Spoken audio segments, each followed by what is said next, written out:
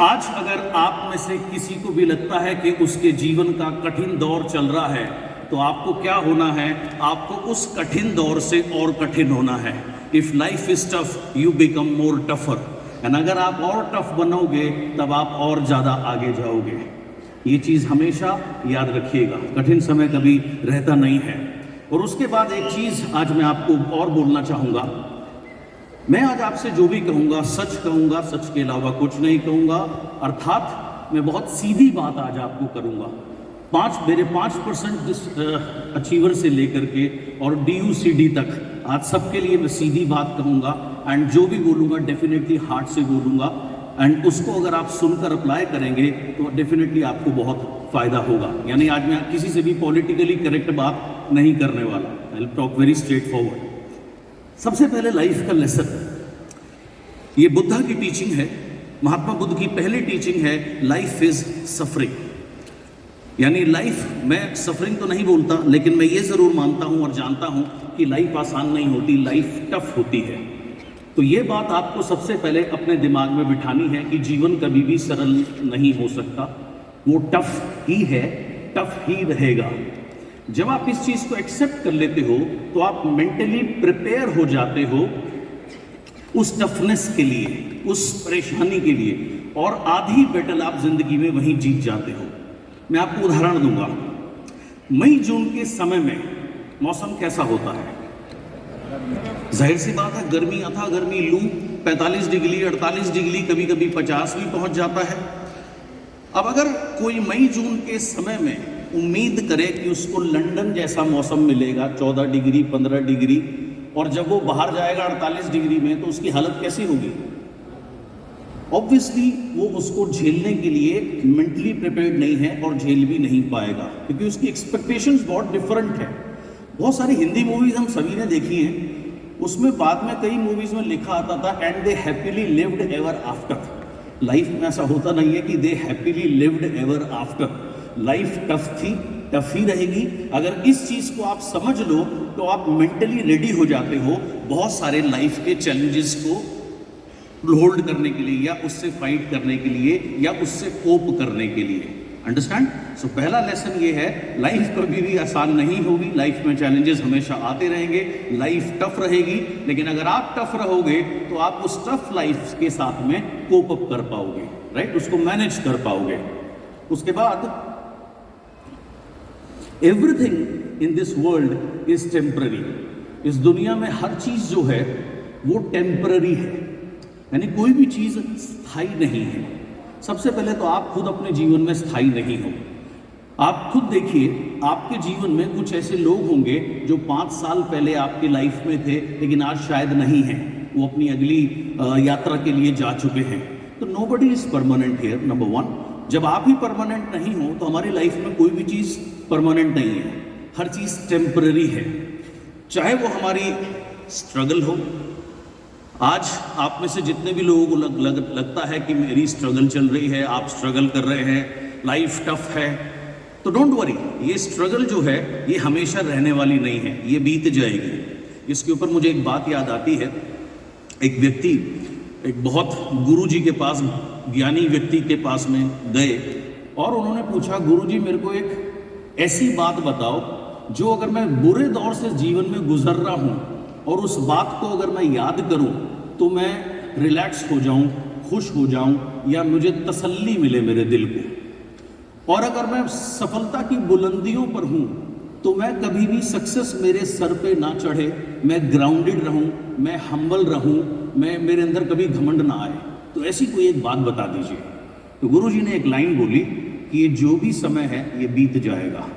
चाहे वो स्ट्रगल का समय है वो भी बीतेगा, डोंट वरी, स्ट्रगल परमानेंट नहीं है, और कितनी भी सक्सेस की बुलंदी क्यों ना हो वो भी परमानेंट नहीं है, वो भी पास ऑन होंगी। Very simple.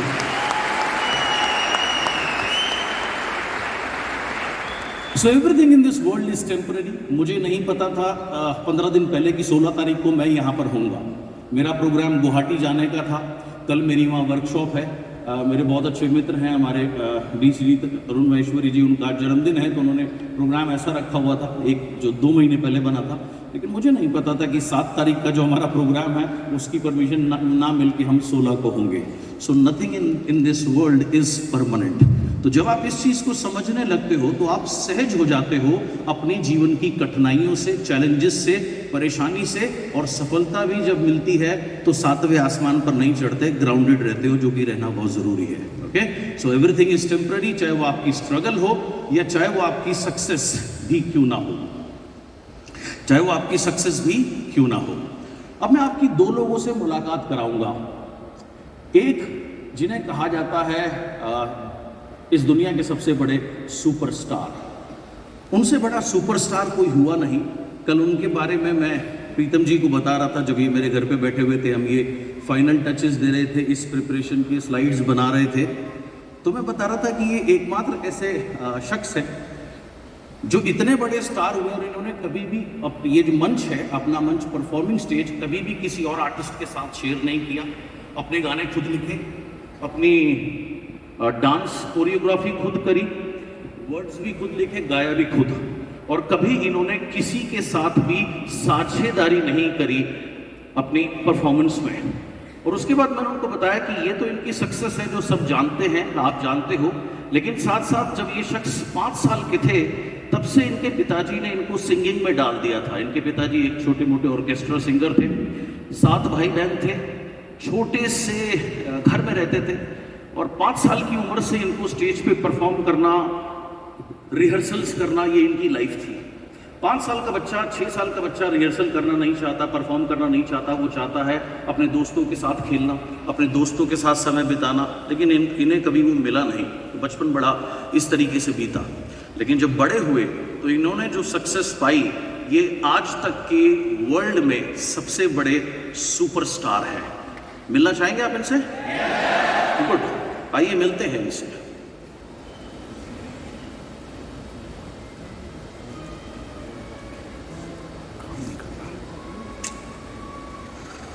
अब देखिए, कितनी भी तैयारी कर लीजिए, कुछ ना कुछ होता है, चैलेंजेस होते हैं हमारे सामने। कौन है ये शख्स? एब्सोल्युटली, कितने लोगों ने इनके फैन रहे हैं, इनके डांस के फैन रहे हैं, इनके गाने सुने हैं। जी हाँ, ये दुनिया के सबसे बड़े सुपरस्टार हैं। साउंड। उसके बाद उन्होंने कुछ विदेशी लोगों की तस्वीर दिखाई कि ये लोग इस बिजनेस को इतने साल से कर रहे हैं, देखिए इनका ये लाइफस्टाइल है, इनकी ज़िंदगी बदल गई, आज आज़ाद हैं, आज इनके पास इतनी सारी लग्जरीज हैं, सब कुछ है। कॉन्सेप्ट हमें बहुत अच्छा लगा। उस समय ये कंपनी इंडिया में आई नहीं थी, आने वाली थी, पेपर पे नेटवर्क बन रहा था। पेपर पे नेटवर्क बनने का मतलब क्या है? आपने गेस्ट को इन्वाइट किया, गेस्ट ने हाँ कर दी, फॉर्म भर दिया, लेकिन क्योंकि कंपनी नहीं आई तो पैसे जमा नहीं हुए, बाकी काम वैसे ही हो रहे थे। फिर वो लिस्ट बनाना शुरू, फिर वो आगे अपने गेस्ट बुलाता था। सो बेसिक एक्टिविटीज़ चल रही थी। तो 2-3-4 हमने उनकी मीटिंग अटेंड करी, तभी हमें पता लगा सेम कॉन्सेप्ट के ऊपर एक इंडियन नेटवर्क मार्केटिंग कंपनी है, और उस इंडियन नेटवर्क मार्केटिंग कंपनी वो 2 साल से चल रही है। उसकी प्रेजेंटेशन देखने के लिए मेरी मदर गए, रजौरी गार्डन में उनका ऑफिस होता था। जाके देखा, कॉन्सेप्ट सेम ही था, फ़र्क सिर्फ ये था ये इंडियन कंपनी थी, ऑलरेडी चल रही थी, और इसमें वहाँ मैंने कुछ देसी लोग देखे, यानी हमारे जैसे कुछ लोग देखे जो 40-50-60 हज़ार रुपये कमाना शुरू हो गए थे। और उनमें से एक व्यक्ति तो गांव के बैकग्राउंड से थे और अंग्रेज़ी बोलने की कोशिश कर रहे थे। वो ना अंग्रेज़ी बोल पा रहे थे, हिंदी तो बोल ही नहीं रहे थे, लेकिन बावजूद भी उसकी उनका 50-1 हज़ार रुपये की आमदनी थी। तो हमें बड़ा अच्छा लगा। और दोनों कॉन्सेप्ट में एक चीज़ बताई गई थी कि अगर आप कुछ साल काम करोगे, उसके बाद नहीं भी कर पाते तो भी आपकी इनकम आएगी। तो इस चीज़ ने हमें बहुत अपील किया। दूसरा, इस बिजनेस में पैसे नहीं लगते थे ट्रेडिशनल बिजनेस के मुकाबले, ना के बराबर पैसे लगते थे। सो इस वजह से मदर ने ज्वाइन किया 3 अप्रैल को, और उसके बाद तुरंत उन्होंने मेरा सेपरेट फॉर्म भर दिया। सो 3 अप्रैल 1998 को मेरी ऐसे हमारी इंडस्ट्री में एंट्री हुई, एंड एक उम्मीद मिली लाइफ में कि यहाँ कुछ हो सकता है। इससे पहले मैंने आपको बताया बिजनेस में कर चुका था, एक छोटी सी सेल्स जॉब भी करी थी, और एक एयरलाइंस में स्टीवर्ड के लिए मैंने इंटरव्यू दिया था। आप जाते हैं ना प्लेन में, तो जो स्टीवर्ड्स आपको सर्व करते हैं, तो उस समय उनकी तनख्वाह के हिसाब से अच्छी होती थी, तो उसके लिए भी मैंने इंटरव्यू दिया था, इंटरव्यू पास किया था। जो प्लेसमेंट वाला मुझे लेके गया था उसने कहा कि 1 लाख रुपए रिश्वत मांग रहे हैं। उस समय मेरे पास 1 लाख रुपए नहीं थे, कहीं से जुगाड़ भी कर लेते, लेकिन माँ ने कहा कि बेटा रिश्वत का पैसा है, चला गया तो वापस भी नहीं आएगा, ऑलरेडी सिचुएशन बड़ी टिपिकल है या बड़ी ख़राब है। सो ये सिचुएशंस थी। सो एक उम्मीद जगी लाइफ में कि यहाँ कुछ हो सकता है।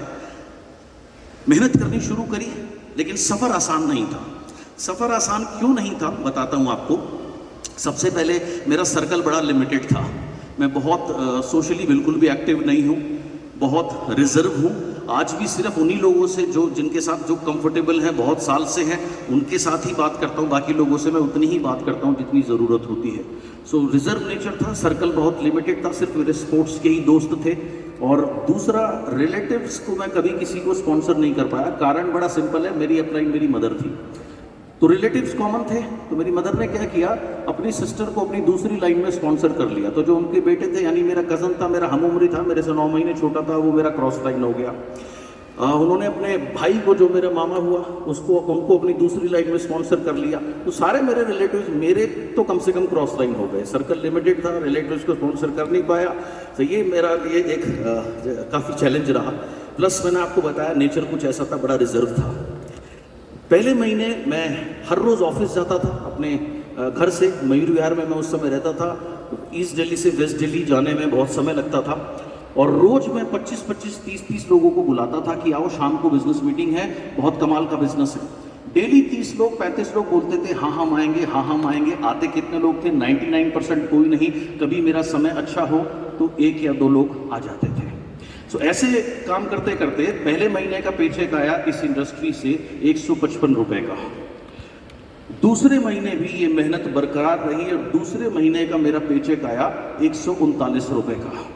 और जब आपके इस तरीके के पे आउट आते हैं तो जो आपके दोस्त होते हैं वो कमाल की बातें करते हैं, आपका बहुत हौसला अफजाई करते हैं, आपको बहुत इंकरेजिंग वर्ड्स बोलते हैं ना। देखो 98 में भी बोलते थे, 2022 में भी बोलते हैं, 32 में भी बोलेंगे, 42 में भी बोलेंगे, कुछ नहीं बदला। ये चीज़ परमानेंट रहेगी। अंडरस्टैंड? सो मेरे दोस्तों ने मेरा बहुत मजाक उड़ाया। और उस समय मेरे पास में एक स्कूटर हुआ करता था। इस स्कूटर पे मैं ट्रैवल किया करता था, आना जाना इसी से करता था। मेरे एक रिलेटिव थे, उनके उस समय उनकी भी आर्थिक स्थिति अच्छी नहीं थी, मेरे मौसा ही थे। तो उनको फील्ड की जॉब मिली, उनके पास कोई काम नहीं था अपना घर चलाने के लिए। तो उन्होंने कहा कि जॉब तो मिल गई है लेकिन 2 व्हीलर की ज़रूरत है, तो अपना दे दो। मैंने कहा लो जी आप ले लो, मैं तो बस में चला जाऊंगा। तो मैंने बस में ट्रैवल करना शुरू कर दिया। बस में, जहाँ पहले स्कूटर से 1 घंटे में पहुँच जाते थे, बस में 2-2, सवा 2 घंटे लगते थे। सो ये दौर शुरू हुआ। उसके बाद बिजनेस मीटिंग जो थी शाम को वहाँ होती थी 7 बजे। 7 बजे बिजनेस मीटिंग का टाइम होता था, 8:30 बजे तक ख़त्म होती थी। क्लोजिंग करते करते 9 बज जाते थे। और घर पहुंचते पहुंचते रजौरी गार्डन से मयूर विहार यानी वेस्ट दिल्ली से ईस्ट दिल्ली आप पकड़ लो 10 साढ़े 10 हमें रोज बजते थे। फादर पहले आ जाते थे, मैं और माँ बाद में पहुंचते थे। तो किसी को भी अच्छा नहीं लगेगा, घर खाल खोलो ये करो, तो वो वैसे भी बिजनेस को लाइक नहीं करते थे। तो उस समय क्योंकि हम दोनों बिजनेस में थे तो घर का माहौल, 3 लोग थे हम घर में, तो 2:1 था। तो मैं उनको बोलता था, मैंने कहा देखो अब हम जाएंगे, इनका मूड खराब होगा, ये कुछ चिल्लाएंगे, आप एक काम करना, आप कुछ मत बोलना। अगर आप कुछ नहीं बोलोगी 10-15 मिनट में चिल्ला चिल्लू के सेट हो जाएंगे, उसके बाद कोई दिक्कत नहीं है। और अगर आपने रिएक्ट कर दिया तो आपकी रात खाली हो जाएगी, मैं तो जाके अपने कमरे में सो ही जाऊंगा।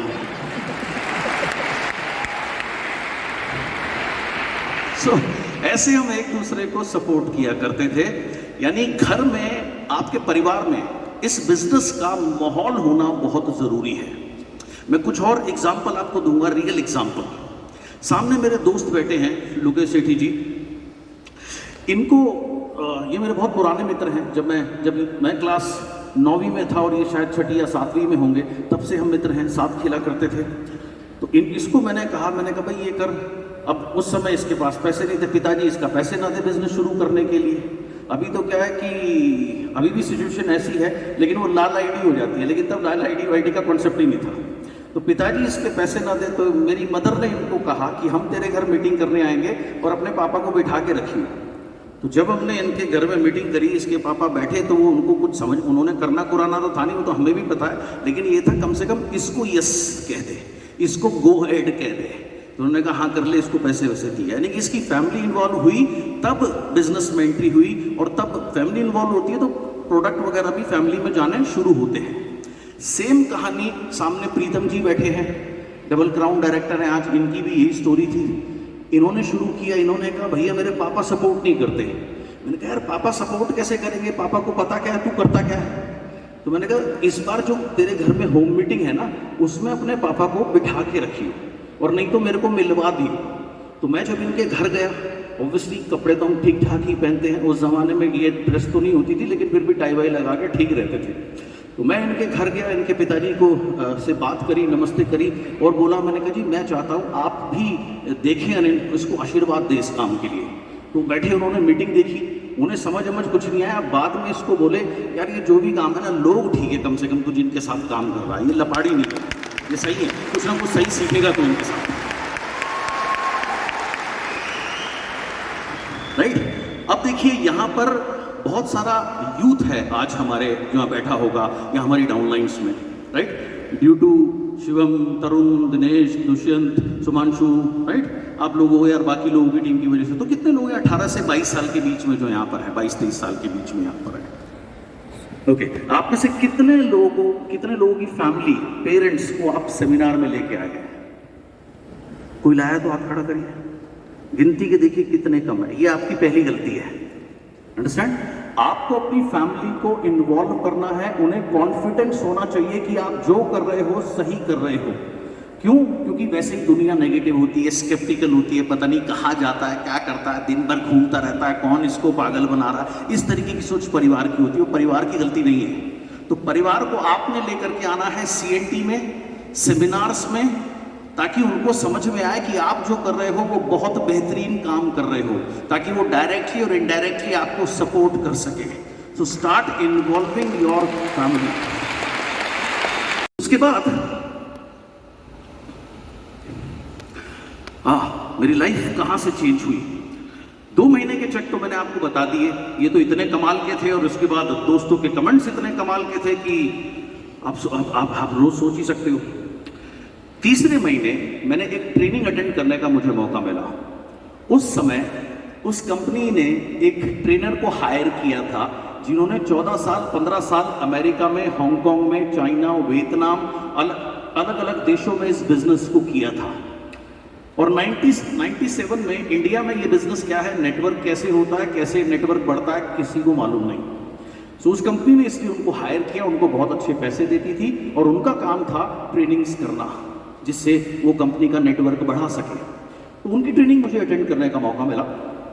बड़ी कमाल की ट्रेनिंग थी, और जब ट्रेनिंग खत्म हुई मैं बिल्कुल मेस्मराइज्ड हो गया था, हिप्नोटाइज हो गया था। बिकॉज इससे पहले मैंने इतनी स्कूल में, कॉलेज में, यूनिवर्सिटी में मुझे कभी किसी ने नहीं पूछा तुम्हारा ड्रीम क्या है। मुझे कभी किसी ने नहीं बताया कि ड्रीम देखना चाहिए, विजुअलाइज करना चाहिए, रोज अपने ड्रीम्स को बोलना चाहिए, प्ले टू विन गोल होना चाहिए। ये बातें मैंने कभी सुनी नहीं थी। तो जब उन्होंने ये बातें मुझे बताई, मुझे आत्मा मेरी प्रसन्न हो गई। और उसके मोस्ट इम्पॉर्टेंट, जब ट्रेनिंग खत्म हुई, उन्होंने कहा कि जितने लोगों को मेरा विजिटिंग कार्ड चाहिए वो ले सकते हैं। उन्होंने विजिटिंग कार्ड की डब्बी निकाली, क्योंकि उस जमाने में किसी के पास मोबाइल फोन नहीं होते थे। किसी के पास मतलब आम लोगों के पास नहीं होते थे, बहुत बड़े बड़े लोगों के पास होते थे। क्योंकि उस समय मोबाइल फ़ोन आता था 50-60 हज़ार रुपये का, और आज के 50 हज़ार रुपये और तब के 50 हज़ार रुपये में बहुत अंतर है। वो फ़ोन इतना बड़ा होता था जैसे वायरलेस सेट हो, और 16 रुपये की इनकमिंग कॉल लगती थी। यानी अगर इनकमिंग कॉल है उसके भी चार्ज लगते थे, वो भी 16 रुपये पर मिनट। तो आम आदमी के पास नहीं होते थे। तो उन्होंने कहा ये मेरा विजिटिंग कार्ड है, जिसको चाहो ले सकते हो, उसमें मेरा डायरेक्ट नंबर है। कोई तकलीफ हो बिजनेस को बढ़ाने के लिए मुझे डायरेक्टली फ़ोन करना, और यदि आप इसको अपने पर्स में रखोगे तो ये कार्ड आपको प्रेरित करेगा अपना कैरियर बनाने के लिए, जीवन में आगे बढ़ने के लिए। सो लोग भागे उनका विजिटिंग कार्ड लेने के लिए, और धक्का मुक्की करने लगे, एक दूसरे के ऊपर गिरने लगे। ऐसा लग रहा था जैसे ये एक विजिटिंग कार्ड नहीं, कोई नोट बांट रहे हो। जैसे भूखे लोगों को राशन मिलता है ना, वो झपट जाते हैं एक दूसरे के ऊपर में, वो सीन था। तो वहां से मुझे एक विजन मिला कि अगर मैं भी 14-15 साल इस इंडस्ट्री को दूंगा तो मैं भी कमा सकता हूँ इतने सारे पैसे और इतना सम्मान मिलेगा कि लोग इस तरीके से आपको छूने के लिए, देखने के लिए आप भागेंगे, यानी इतना रिस्पेक्ट मिलेगी। हर इंसान चाहता है। दुनिया में कौन नहीं चाहता कि उसे पैसे के साथ साथ इतनी रिस्पेक्ट मिले, इतना रिवॉर्ड मिले? हर व्यक्ति चाहता है। अभी थोड़े टाइम पहले मैं बांग्लादेश था, तो वहाँ बांग्लादेश में जो रिच तबके के लोग हैं, वहाँ गारमेंट्स बहुत बनता है। वर्ल्ड में 70% से ज़्यादा जो गारमेंट है वो बांग्लादेश से एक्सपोर्ट होता है। तो वहाँ के जो टॉप 5 बिजनेसमैन में से एक हैं, वो मेरे साथ थे। जिनकी रेफरेंस से मैं गया था, वो उनके कज़न थे, तो वो मेरे बहुत अच्छे मित्र बन गए। 2 दिन मेरे साथ थे। तीसरे दिन हमारा वहाँ टीम के साथ गाला डिनर था। तो जो भी आए फोटो खिंचाए, वो अरबपति आदमी है, इतने देशों में उसका गारमेंट जाता है। उसके बाद मेरे को बोला, यार तुम करते क्या हो? मैंने कहा भाई गूगल में जाके देखो। उसने गूगल में जाके देखा, उसके बाद वो जिससे भी, लेकिन इतना ज़्यादा वो इम्प्रेस हुआ क्योंकि वो पैसे तो इतने कमाता, लेकिन वहाँ उसको कौन जानता है? कोई भी नहीं जानता उसको। और यहाँ जो भी आए फोटो, तो हर व्यक्ति सम्मान चाहता है। तो वहाँ से मुझे एक विजन मिला कि यार 14-15 साल अगर इस इंडस्ट्री को देंगे ना, तो ये लाइफ होगी। पैसे तो होंगे ही होंगे, इतना रिवॉर्ड मिलेगा, इतना सम्मान मिलेगा। और आज वही बात मैं आप सब लोगों को हुआ कि अगर आपने क्विट नहीं किया, फोकस्ड रहे, तो 14 साल बाद पैसे की तो कोई दिक्कत होगी नहीं, इतना सम्मान अलग मिलेगा। सो दैट इज व्हाट, वहां से मैंने इस बिजनेस को कैरियर के रूप में लिया था। ये 98 की मैं आपको बात बता रहा हूं। उस समय तो ये बिजनेस कैरियर हो सकता है कोई सोचता ही नहीं था। मैक्सिमम सोचते थे ये कोई स्कीम है, थोड़े मोड़े पैसे एक्स्ट्रा आ जाए, जब तक आ जाए ठीक है, नहीं तो जयराम जी की लग क्या रहा है, ऐसी सोच हुआ करती थी सभी की। तो जब कैरियर के तौर पे लिया तो सीरियसली लेना शुरू किया। और ट्रेनिंग में सुना था, ड्रीम्स के बारे में सुना, हर समय अपने ड्रीम्स के बारे में सोचो, उसे विजुअलाइज करना सीखा, तो वो करना शुरू किया।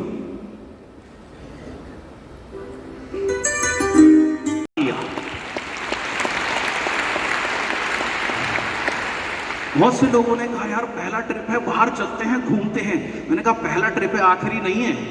अगर जो ये बता रहे हैं ये सीख लिया ना, तो रोज हांगकांग, रोज अमेरिका, रोज स्विट्जरलैंड ही रहना है।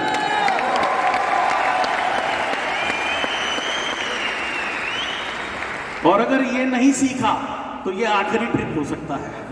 तो इसलिए सीखना जरूरी है।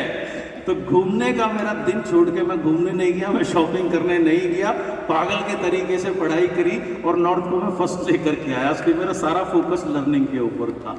सो ये कुछ यादें हैं 99 की जो आपके साथ शेयर कर रहा हूँ। उसके बाद क्या हुआ, जनवरी में चेक पहुंचा 50,000 और अप्रैल में मेरा चेक पहुंच गया 17,000 रुपये। थोड़ा सा स्लो है यार, इसको जरा चेक कर। तो उस समय मैंने कुछ काम करे, वो आपको बताऊंगा। नीचे फोन कॉल करने शुरू किए टीम में। जो व्यक्ति बच गए उनको फोन करना, या जो मुझे नहीं पता रिपोर्ट निकाल के 10वें लेवल पर भी कोई है उसे फोन किया, हेलो जी मेरा नाम सो एंड सो है, मैं आपके अपलाइन में आता हूँ, क्या आप बिजनेस करना चाहेंगे? मैं आपको सपोर्ट करना चाहता हूँ, आपके साथ मिलकर काम करना चाहता हूँ, आओ मिलकर काम करते हैं, आगे बढ़ते हैं। जो हाँ बोलते थे उनके घर जाना, चाय पीना, उनसे बॉन्डिंग बनाना, फिर उनके साथ होम मीटिंग वगैरह करना, यानी काम करना, चाहे वो किसी भी लेवल पर हो, 10वें 20वें 30वें 40वें 50वें, डजंट मैटर, ऐसे काम करना शुरू किया। होम मीटिंग्स करनी शुरू करी, अपनी एक्टिविटी बढ़ाई। T+P क्या है? ये 5% से लेकर DUCD तक सबके लिए बहुत इंपॉर्टेंट है। 2 तरीके की एक्टिविटीज बिजनेस में होती है। T मतलब टीम के लिए एक्टिविटी, जो आप होम मीटिंग करते हो अपनी डाउनलाइन के लिए, CNT करते हो, ट्रेनिंग करते हो, ये कौन सी एक्टिविटी में आता है? था जो ट्यूशंस पढ़ाते थे। सनी लेकर के आए एक व्यक्ति को, मनोज कुमार जी को, राइट? आप में से कुछ लोग शायद उन्हें जानते हो। मनोज कुमार ने फिर एक और सनी के भाई को स्पॉन्सर किया, चौथा। उसके भाई ने एक शैलेंद्र नाम के लड़के को स्पॉन्सर किया, शैलेंद्र ने अजय को स्पॉन्सर किया, अजय ने कपिल को स्पॉन्सर किया। ये प्रीतम जी का ग्रुप था। ऐसे करके 3-4 लोग और थे। और 15वें लेवल में एक व्यक्ति ने ज्वाइन किया जिसका नाम था जितेंद्र सिंह। उस समय वो गवर्नमेंट जॉब करते थे SCRT में, जैसे NCRT होता है ऐसे SCRT है, state council educational research training, और उनकी सैलरी 4,4200 रुपये के आसपास थी। तो उनसे मेरी मुलाकात हुई एक बिजनेस मीटिंग में, शो के दौरान, और उन्होंने कहा जी ऐसे ऐसे ज्वाइन किया, मैं सीरियसली करना चाहता हूँ। मुझे लगा इस इंसान में हंगर है आगे जाने की। सो मैंने उनको अपने टच में लिया उन्होंने कहा सर मैं अपने लंच टाइम में अपने ऑफिस में मीटिंग रखवाना चाहता हूँ, आप आओगे? मैंने कहा क्यों नहीं आऊँगा। मैंने कहा मैं ज़रूर आऊँगा। मैं उनके ऑफिस गया, मीटिंग करी, डेमो किए, 2-3 उनकी मीटिंग करी होगी, उन्होंने खुद ब खुद मीटिंग करनी शुरू कर दी। क्यों? क्योंकि उस आदमी में हंगर थी। चौथे महीने उस आदमी का चेक जो था वो 16-17 हज़ार चला गया, यानी अपनी जॉब से 4 गुना ज़्यादा पार्ट टाइम में काम करते हुए, जिसकी बदौलत ये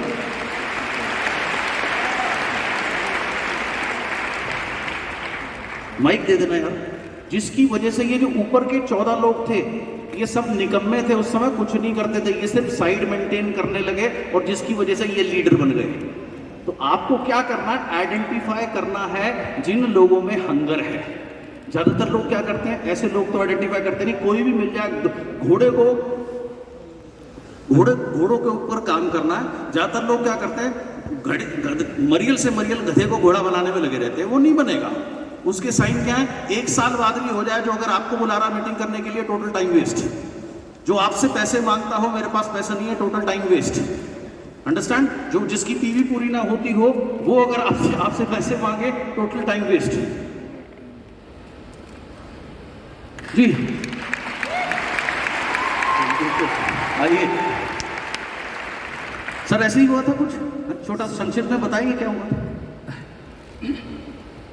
सबसे पहले तो मैं धन्यवाद देना चाहूँगा इतना मान सम्मान देने के लिए सर का। आज भी मैं अगर आज जहाँ भी हूँ नेटवर्क मार्केटिंग फील्ड में, तो जिन्होंने मुझे तराशा, मेरे ऑफिस में आके आधे घंटे भी इन्होंने मुझे ट्रेनिंग दी, छोटी सी ट्रेनिंग देके चले जाते थे।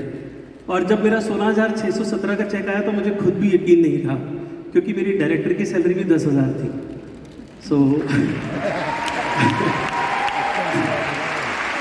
सर के साथ पहला ट्रिप गए और जितना एंजॉय मैंने किया अपनी पूरी ज़िंदगी में, कभी इतनी सक्सेस, इतना सब कुछ नहीं देखा। और ये सब हो पाया। मैंने सर को पहली बार मीटिंग में देखा था, मुझे मीटिंग समझ नहीं आई।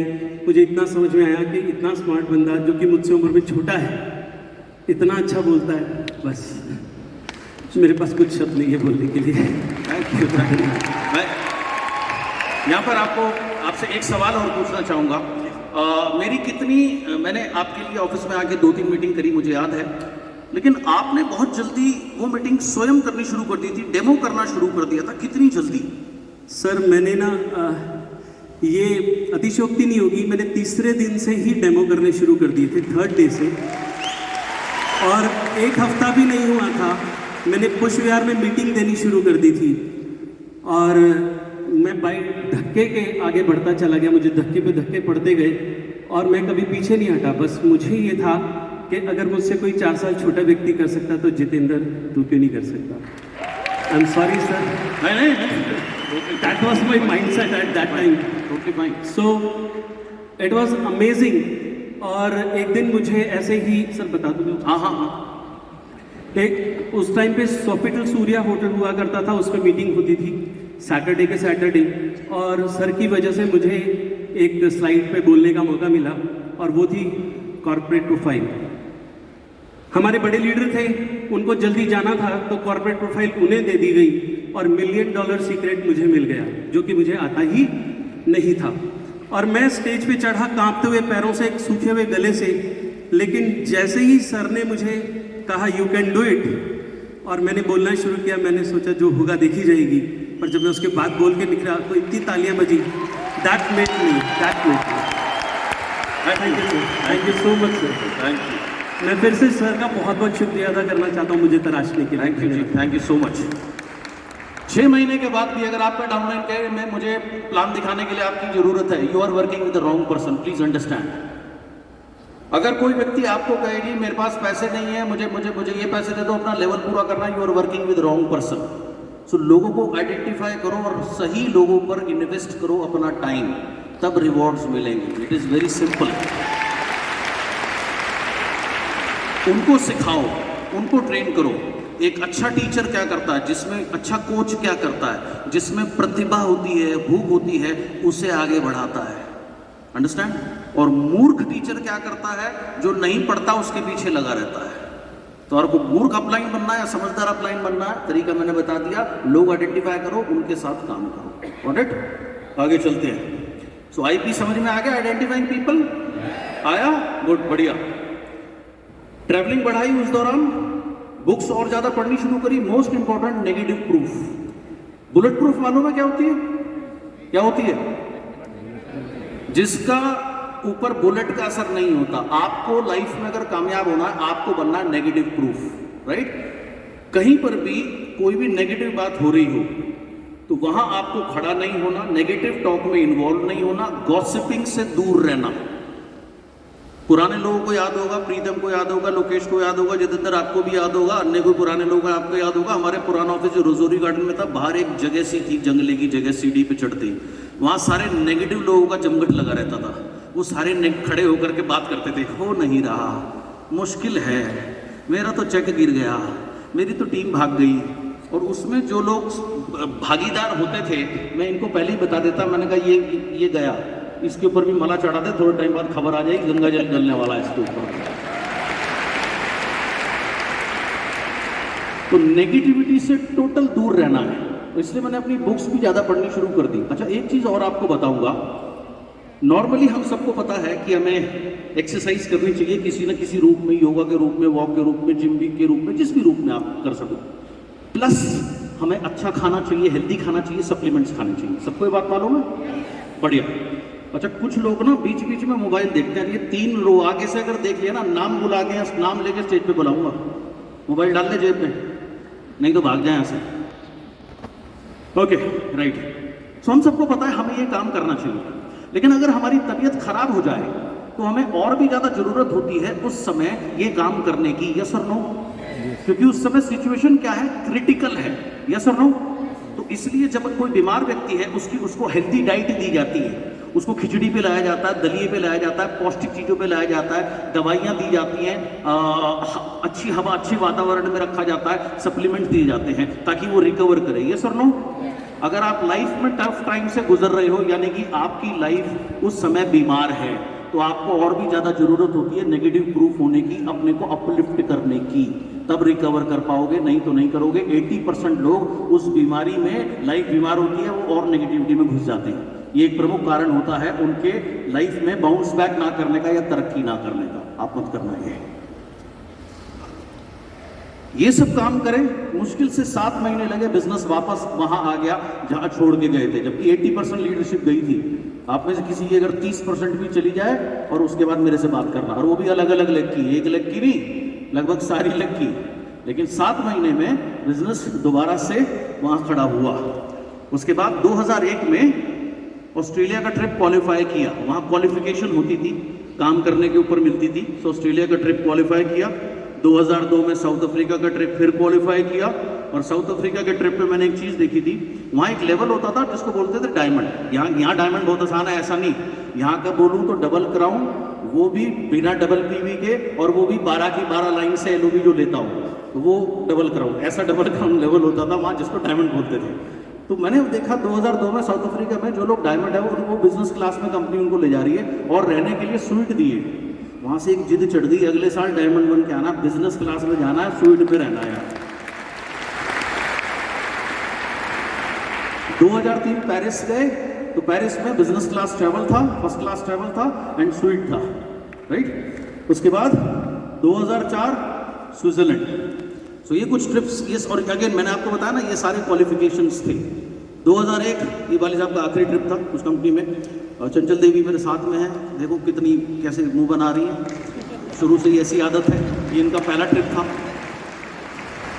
देखो स्टेज बहुत अच्छी चीज होती है, इसीलिए कुछ बन जाओ, यहाँ से मंच से किसी को कुछ भी कह सकते हो शालीन तरीके से।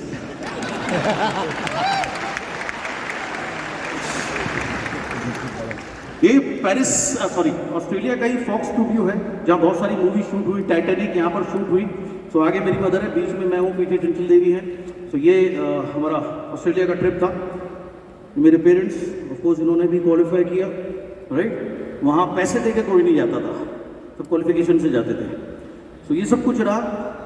दिसंबर 2003 में मैंने कार खरीदी, नेक्स्ट कार अपनी खरीदी, स्कोडा एक्टिविया, जो कि उस समय 13 लाख रुपए की कार थी और उस समय इंडिया के एमएलएम के इतिहास की सबसे महंगी कार थी।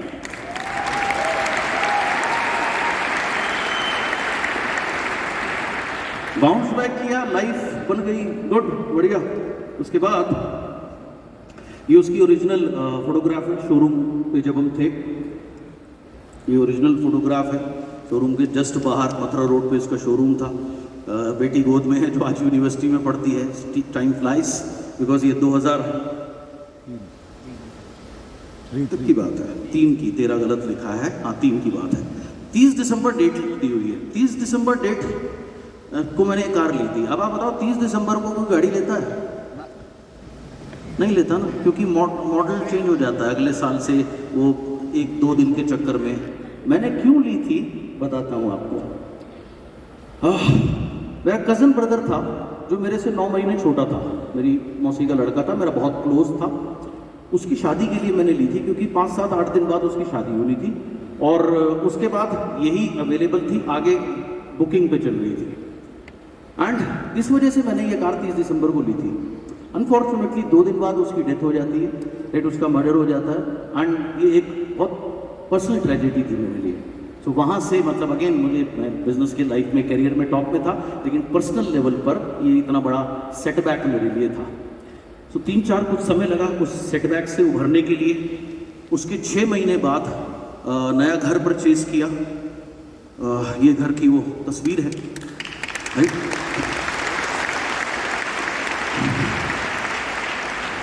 घर परचेज किया, राइट। उस एंड तभी फिर लाइक क्योंकि मेरे ब्रदर की नेचुरल डेथ नहीं थी, मर्डर था, तो उसकी वक्त मतलब लीगल उसके लिए मेरी मदर ने बॉम्बे रहना शुरू कर दिया उसके केस को फाइट करने के लिए। तो वो वहाँ चली गई, तो आधी स्ट्रेंथ वहाँ गई एंड ये सब टाइम शुरू हुआ। उस समय मैं बिल्कुल पीक पे था। ये 2004 का एक और ट्रिप है, सिंगापुर ट्रिप। सतपाल जी को पहचान सकते हैं? यस। ये रे, राइट। कहाँ सतपाल जी? फोटो देख लो अपनी। सतपाल जी के बगल में विशाल जी है, राइट, सब सर, राइट। सो ये हमारा 2004 का एक और सिंगापुर ट्रिप था। सो उस समय everything was going good and then tough time शुरू हुआ 2004-5 में, क्योंकि लाइफ टफ होती है, लाइफ कभी इजी नहीं होती, अंडरस्टैंड। अगर इस चीज़ को समझ लोगे तो ज़िंदगी के चैलेंजेस से लड़ने के लिए आप प्रिपेयर हो जाओगे। तो 2005 में हुआ क्या, मैनेजमेंट चेंज हुई उस कंपनी की। काफ़ी सारे चेंजेस हुए। बिजनेस मीटिंग सबसे पहले कंपनी ने बंद कर दी, जैसे हमारे यहाँ CNT होती है, जैसे बिजनेस मीटिंग होती थी देश भर में, वो बंद कर दी। सेमिनार कंपनी किया करती थी, वो करने बंद कर दिए। प्रोडक्ट में बहुत सारे बंद किए। प्लान को लेके बहुत घूम फिर के आ जाता था। खेती का मैं छोटा खा भी नहीं जानता था।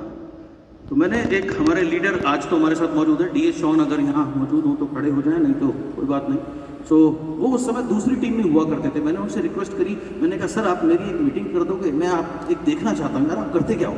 तो उन्होंने कहा हाँ जी कर दूंगा। वो उनकी ग्रेटनेस थी। तो मैं उनको लेके गया एक गाँव में, कुछ लोग मैंने जुटाए, उन्होंने मीटिंग करी। तो मुझे पहली मीटिंग में समझ में आ गया कि ये प्रोडक्ट बड़ा अच्छा है। क्यों? क्योंकि ये खेती में खर्चों को कम करता है, पैदावार को बढ़ाता है और एनवायरनमेंट के लिए भी बढ़िया, बहुत बढ़िया चीज़ है ये। तो मुझे बात समझ में आ गई। तो वो मैंने डुप्लीकेट करनी शुरू करी, मीटिंग्स करनी शुरू करी। अपने मदर के साइड के गाँव में गया और उस समय मैं ढूंढ रहा था और रूरल एरिया में कहाँ से पकड़ूँ। तो मैंने क्या किया, इस लाइफ में हमेशा ध्यान रखना, आपको मैन्युफैक्चर करनी पड़ेगी अपॉर्चुनिटी। अपॉर्चुनिटी 99% आपके पास नहीं आएगी, आपको ढूंढनी है अपॉर्चुनिटी। ढूंढोगे कब? जब ये सही रहेगा तब अपॉर्चुनिटी मैन्युफैक्चर कर सकोगे, राइट। तो मैं आपको एक रियल किस्सा बताऊंगा। मुझे ध्यान आया कि मेरे मामा के एक दोस्त हुआ करते थे जो मुजफ्फरनगर में रहते हैं, और मुजफ्फरनगर जो है उसके आसपास सारे गाँव की बेल्ट है। तो मैंने कहा उन्हें पकड़ते हैं, उन्हें ढूंढता हूँ। अब मेरे पास प्रॉब्लम क्या थी, ना उनका नंबर ना उनका एड्रेस, लेकिन मुझे इतना पता था इनके पिताजी हाई कोर्ट में वकील हैं, वहाँ के कोर्ट में वकील हैं और ठीक ठाक लेवल के वकील हैं। तो मैं पहुँच गया, मैं सीधा कोर्ट में चला गया। वहाँ मैंने पूछना शुरू किया। मैंने कहा जी हुकुमचंद मलिक जी को जानते हो? एक ने मना करा, दूसरे ने मना करा, तीसरे ने मना करा, चौथे ने कहा हाँ जानता तो। मैंने कहा जी उनका एड्रेस पता है आपको? बोला नहीं मुझे नहीं पता। उस समय फ़ोन नंबर तो होते आते नहीं थे, ऐसे ही थे। 5वें को पता करा, 13वें या 14वें आदमी ने कहा हाँ ब्रह्मपुरी में रहते हैं। एक एरिया था, मैंने रिक्शे वाले को पकड़ा, मैं ब्रह्मपुरी पहुंच गया। वहाँ पूछना शुरू किया, हुकुमचंद मलिक जी को जानते हो? हुकुमचंद मलिक को जानते हो? लॉ ऑफ एवरेज काम करती है। 6-7वें आदमी ने कह दिया हाँ जी ये रहा उनका घर।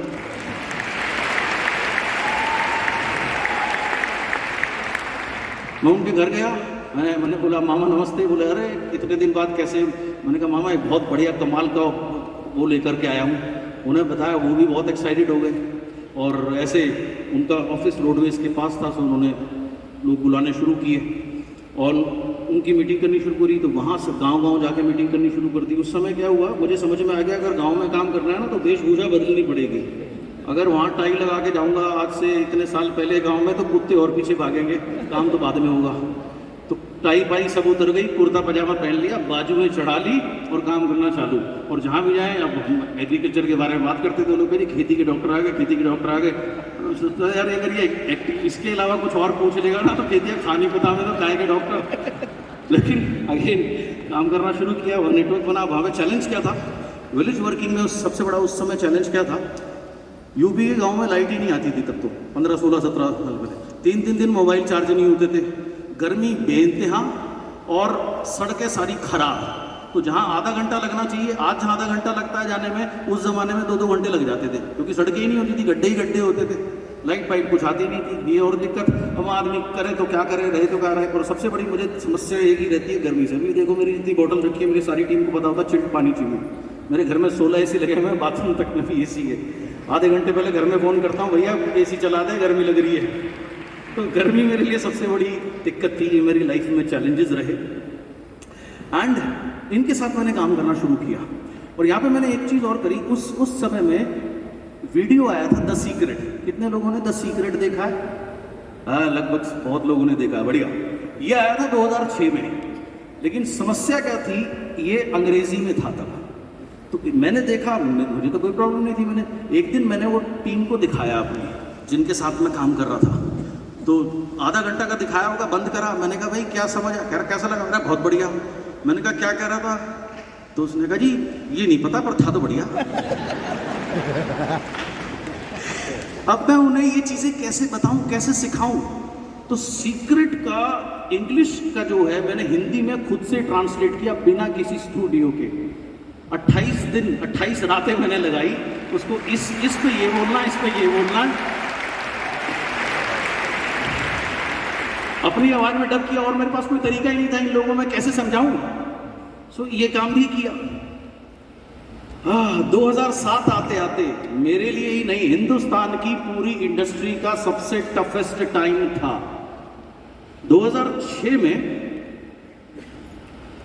उस समय डेबिट कार्ड कर्जे बहुत ज्यादा हो गए थे, क्योंकि इनकम आधी हो चुकी थी, राइट। जो घर आपको बताया उसका लोन शुरू हो गया था, debit card, personal loan, debit card loan, credit card, ये सब शुरू हुआ। और उस समय क्या होता है कि लाइफ में एक चीज़ है, लाइफ में आपको बताया ना, लाइफ टफ है। लाइफ में जब चैलेंज आता है ना, वो एक चैलेंज नहीं आएगा, वो हर तरफ से चैलेंज आता है। फाइनेंशियल, फिजिकल, मेंटल, फैमिली, सब। एक दुश्मन नहीं आता, सारे दुश्मन अटैक करते हैं। ये जीवन की सच्चाई है। तो उस समय जो घर मैंने आपको दिखाया, ICICI लोन पे लिया हुआ था। जब इनकम कम हुई, एक दिन फोन आया प्राइवेट फाइनेंसर जी मनी से, जी हम आपका लोन टॉपअप कर देंगे। टॉपअप मतलब आपको और पैसे दे देंगे, उस पर हमें ट्रांसफर करा लो। हम भी हाँ दे दो जी, दे दो। पहुंच गए। अब उसने 13 साल का लोन सैंक्शन किया, लेकिन उसने क्या किया, 4-6 महीने बाद बिना बताए 13 साल के लोन को 39 साल का लोन बना दिया, और पता भी नहीं। जब पता लगा 4-5 महीने बाद, और जब देखा तो थोड़ी देर तो आवाज़ नहीं निकली, ना मेरी मदर की। आप सोचो 13 साल का आपने लोन लिया, 39 साल का वो कन्वर्ट हो जाए, सेम अमाउंट भरनी है, अमाउंट कम नहीं हुई। अब मैंने सोचा, कैलकुलेट किया, मैंने कहा यार ये देते देते माँ नहीं रहेगी, मेरा भी कोई पता नहीं है, और मेरा बेटा भी बुढ़ा हो जाएगा। उस समय तो पैदा भी नहीं हुआ था। ये स्थिति, उनसे कोर्ट में लड़ाई लड़नी शुरू हुई। ये स्थिति वहाँ फ्रंट पे चली। जो इतने प्राइड से स्कोडा कार ली थी वो बिक गई, एक सेकेंड हैंड लांसर कार आ गई। ये स्थिति चली। लॉट्स ऑफ स्ट्रेस ऑब्वियसली, जब ऐसा आपकी लाइफ में होगा तो तनाव तो परम सीमा में। एंड इवन इतना वो टफ टाइम था, मेरी मदर ने नैनी की जॉब के लिए अप्लाई किया था फॉरेन कंट्री में। नैनी आप समझते क्या होती है? आया। उन्होंने आया की नौकरी के लिए भी अप्लाई किया था, क्योंकि घर को चलाने में इतनी तकलीफ थी, उस समय इतनी फाइट थी, 1 रुपए की फाइट थी, राइट। ये वो लांसर कार है। कहाँ पहले मैं काम करता था कॉर्पोरेट के लोगों के साथ में, उसके बाद मैं यहाँ पहुँच गया, राइट। ये देखो, देख रहे हो, इनमें से मेरे इधर एक आदमी खड़ा है, इसको कोई पहचान सकता है?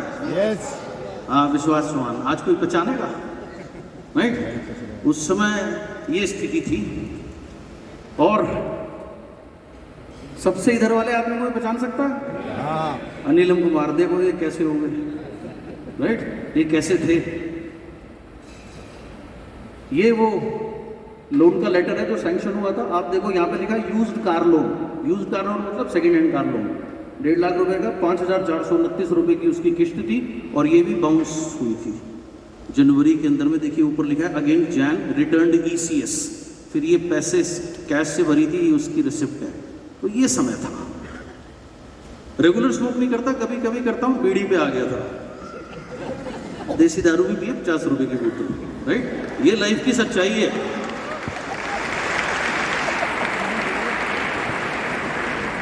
कहा ना, जो कुछ कहूंगा सच कहूंगा, सच के सिवा कुछ नहीं कहूंगा। पॉलिटिकली बात नहीं करूंगा, यहां से बात करूंगा, सच बात करूंगा, लाइफ क्या होती है।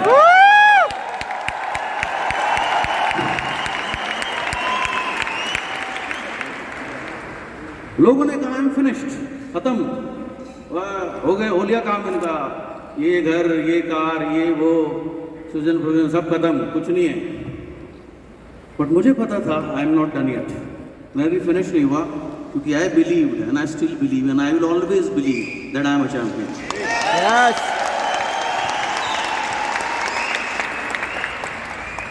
Most important thing, it does not matter what people tell और थिंक अबाउट यू। इससे फर्क नहीं पड़ता लोग आपके बारे में क्या कहते हैं, क्या सोचते हैं। फर्क इससे पड़ता है आप अपने बारे में क्या सोचते हो, आप अपने बारे में क्या बिलीव करते हो। It's very simple. उस समय जब बड़े बड़े लीडर बिजनेस छोड़ रहे थे, इधर उधर बाकी सोर्स ढूंढ रहे थे, मैं लगा हुआ था कि मुझे टॉप पे जाना, मुझे टॉप पे जाना, कुछ भी हो जाए मुझे काम करना। ये स्थिति थी। Anyways, December 2007 success by choice मैंने मुजफ्फरनगर में करी। और उसमें जो हम पहली एक्सरसाइज करते हैं, हम लिखते हैं हमारी आज की लाइफ कैसी है। तो वो मैंने अपने ऊपर लिखी। तो जब मैंने वो अपने ऊपर लिखी तो मेरी 7 पन्ने भरे, इतने बड़े बड़े A4 शीट के आगे और पीछे, क्योंकि उस समय लाइफ में सिवाय फ्रस्ट्रेशन के, आर्थिक तंगियों के, चैलेंजेस के, कर्जों के कुछ नहीं था। लेकिन अगली एक्सरसाइज भी करी। अगली एक्सरसाइज क्या थी? अगली एक्सरसाइज में आपको पता है जो हम लिखने की एक्सरसाइज होती है कि मेरा जीवन कैसा होगा और कैसा होना चाहिए और कैसा है। सो वो लिखी तो 12 A4 शीट के पेज भर गए। और उसके बाद उसको रिकॉर्ड किया वॉकमैन में और बार बार सुनना शुरू किया।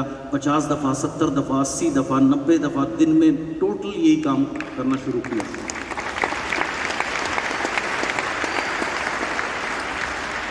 और बैकग्राउंड में जो भी चाहूं वो मैं पाऊं। और इस दूसरे गाने के साथ में इसको सुनना शुरू कर दिया। यानी बैकग्राउंड में ये गाना बजता था धीमी आवाज में, और जो ड्रीम्स थे उसको रिकॉर्ड किया था। सॉन्ग आप लगा सकते हो या मैं जनवरी 2008 में पता लगा, जनवरी 2008 में पता लगा कि बाली साहब की कंपनी ठीक ठाक चल रही है। और एक शख्स आए मेरे घर में, उन्होंने कहा कि वो मुझे बुला रहे थे नेशनल अपना ट्रेनिंग हेड के लिए और मुझे 1.25 लाख रुपए दे रहे थे। तो मेरे दिमाग में बात आई, मैंने कहा यार जब इनको दे सकते हैं तो मुझे भी दे सकते हैं, और मैं तो हिंदी अंग्रेजी दोनों भाषाओं में ठीक ठाक काम कर लेता हूँ। तो मैं बाली साहब को फ़ोन किया, मैं उनसे मिलने गया, ट्रेनर बनने के लिए गया था। क्योंकि उस समय मेरा माइंडसेट ये हो चुका था कि हिंदुस्तान में एक भी कंपनी नहीं है जिसमें लोग पैसे कमाते हैं, सिर्फ बातें करते हैं और बढ़िया पैसे आते नहीं। स्ट्रगल्स बहुत हैं, कंपनी पैसे बनाती है, बड़े बड़े टर्नओवर करती है। उस बड़ी बड़ी कंपनी के बड़े लीडर सामने बैठे हैं, नाम भी लिखा हुआ, बोल देते तो कोई फर्क नहीं पड़ता। मैं बाली साहब के पास में गया, उन्होंने दिखाए कि हमारे यहाँ ये टॉप 10 लीडर्स हैं, उनमें से कुछ को मैं जानता था। तो जो उस समय नंबर 1 अचीवर थे पुनानी साहब थे, उनका 5 लाख रुपए का चेक था। नंबर 3 अचीवर मनोज कुमार जी थे, जिनका 3 लाख रुपए का चेक था, जिन्हें मैं बहुत अच्छे से जानता था क्योंकि उन्हें इंडस्ट्री में मैं ही लेकर के आया था। तो उन्हें मैं बहुत क्लोजली जानता था। उनकी मैं डिसरिस्पेक्ट नहीं करूँगा, लेकिन मुझे पता था कि अगर ये इतना कर सकते हैं तो मैं बहुत अच्छा कर सकता हूँ, ये मुझे मालूम था। उसके बाद कुछ और, विजय मिश्रा जी को मैं जानता था, उस समय उनका चेक भी 2.5-3 लाख रुपए का था। तो वहाँ से मैंने डिसाइड किया कि यार चल भी एक बार सेकेंड इनिंग खेलते हैं, लेट्स डू इट। एंड फरवरी 2008 में मैंने इन्वेस्टिंग शुरू किया। राइट, मेरा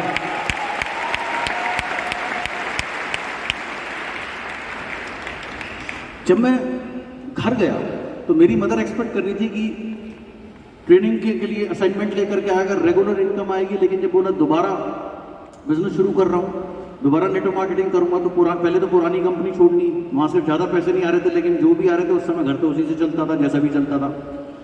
तो वो ज़ीरो करके तो उन्हें भी ये लगा कि ये सही डिसीजन नहीं है, पता नहीं होगा नहीं होगा, और बड़ा अजीब सा माहौल होता था। जब ऐसा माहौल होता है आपके बैंक्स का, आपकी फाइनेंशियल स्थिति का, तो घर का माहौल भी उससे अफेक्टेड होता ही होता है। कोई कहने की बात नहीं है।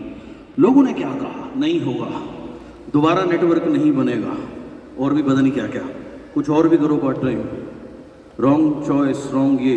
बट मुझे पता था सक्सेस ओवरनाइट नहीं है, ये एक प्रोसेस है। तो वो प्रोसेस फॉलो करना शुरू किया। सबसे पहले तो माइंडसेट बनाया with you without you. With you without you मतलब जब मैंने अपनी पुरानी कंपनी के कुछ लोगों को प्लान दिखाया तो जाहिर सी बात है कुछ मेरे साथ आएंगे, कुछ नहीं आएंगे। तो मेरा माइंडसेट बिल्कुल क्लियर था, मुझे करना है आपके साथ या आपके बगैर। आप आओगे आपके साथ सक्सेसफुल होऊंगा, आप नहीं आओगे आपके बगैर सक्सेसफुल होऊंगा। चॉइस आपकी, इंतजार नहीं करूंगा किसी का। ये माइंडसेट था। पर्सनल वर्क और टीम वर्क, फिर बता रहा हूं, दोनों बहुत इंपॉर्टेंट है। उस समय नया बिल्ड करना शुरू किया था, 100% पर्सनल वर्क करता था, 100%। रोज 25-25, 30-30 लोगों की लिस्ट बनाना, ऑफिस इनवाइट करना, प्लान दिखाना। फिर जब वो जुड़ने लगे धीरे धीरे, तब उनके साथ टीम वर्क करना शुरू किया। लेकिन उस समय सारा का सारा ध्यान पर्सनल वर्क पर रहता था। ये फॉर्मूला अपनाया, ये सिंपल फॉर्मूला है, बहुत इफेक्टिव फॉर्मूला है, लिख लेना। I is equal to N into E into B square। I stands for income. आपकी इनकम इस बिजनेस में डिपेंड करेगी इन 3 चीजों पर। सबसे पहला नंबर, ये बिजनेस नंबर्स का गेम है। अगर आपकी लिस्ट में 20-30 ही प्रॉस्पेक्ट के नाम हैं, आप कामयाब नहीं हो सकते। जब तक आपकी लिस्ट में जितने ज्यादा नंबर होंगे, 200 नाम होंगे तो आपके कामयाबी के चांस और बढ़ेंगे, 2000 नाम होंगे तो और ज्यादा बढ़ जाएंगे। तो नंबर बढ़ाने का गेम है। Number of prospect, number of calling, number of plan show, most important, कितने लोगों को आप प्लान दिखाते हो। हर जगह नंबर बढ़ाते रहो, अपने नंबर बढ़ाते रहो। नंबर ऑफ प्लान शो बढ़ेंगे तो नंबर ऑफ ज्वाइनिंग बढ़ेगी, नंबर ऑफ ज्वाइनिंग बढ़ेगी, उसके बाद ट्रेनिंग में कितने लोग आते हैं। एक व्यक्ति के यहाँ 2 आदमी बैठे हो, एक व्यक्ति के यहाँ 200 आदमी बैठे हो, कौन कामयाब होगा, किसका बड़ा पेचेक होगा। सिंपल। एक आदमी के यहाँ 200 बैठे हो, एक आदमी के 2000 लोग बैठे हो, किसका ज्यादा बड़ा पेचेक होगा। तो इस बिजनेस में नंबर्स का बहुत बड़ा रोल होता है, और लाइफ में हर जगह नंबर्स का बहुत बड़ा रोल होता है। अंडरस्टैंड?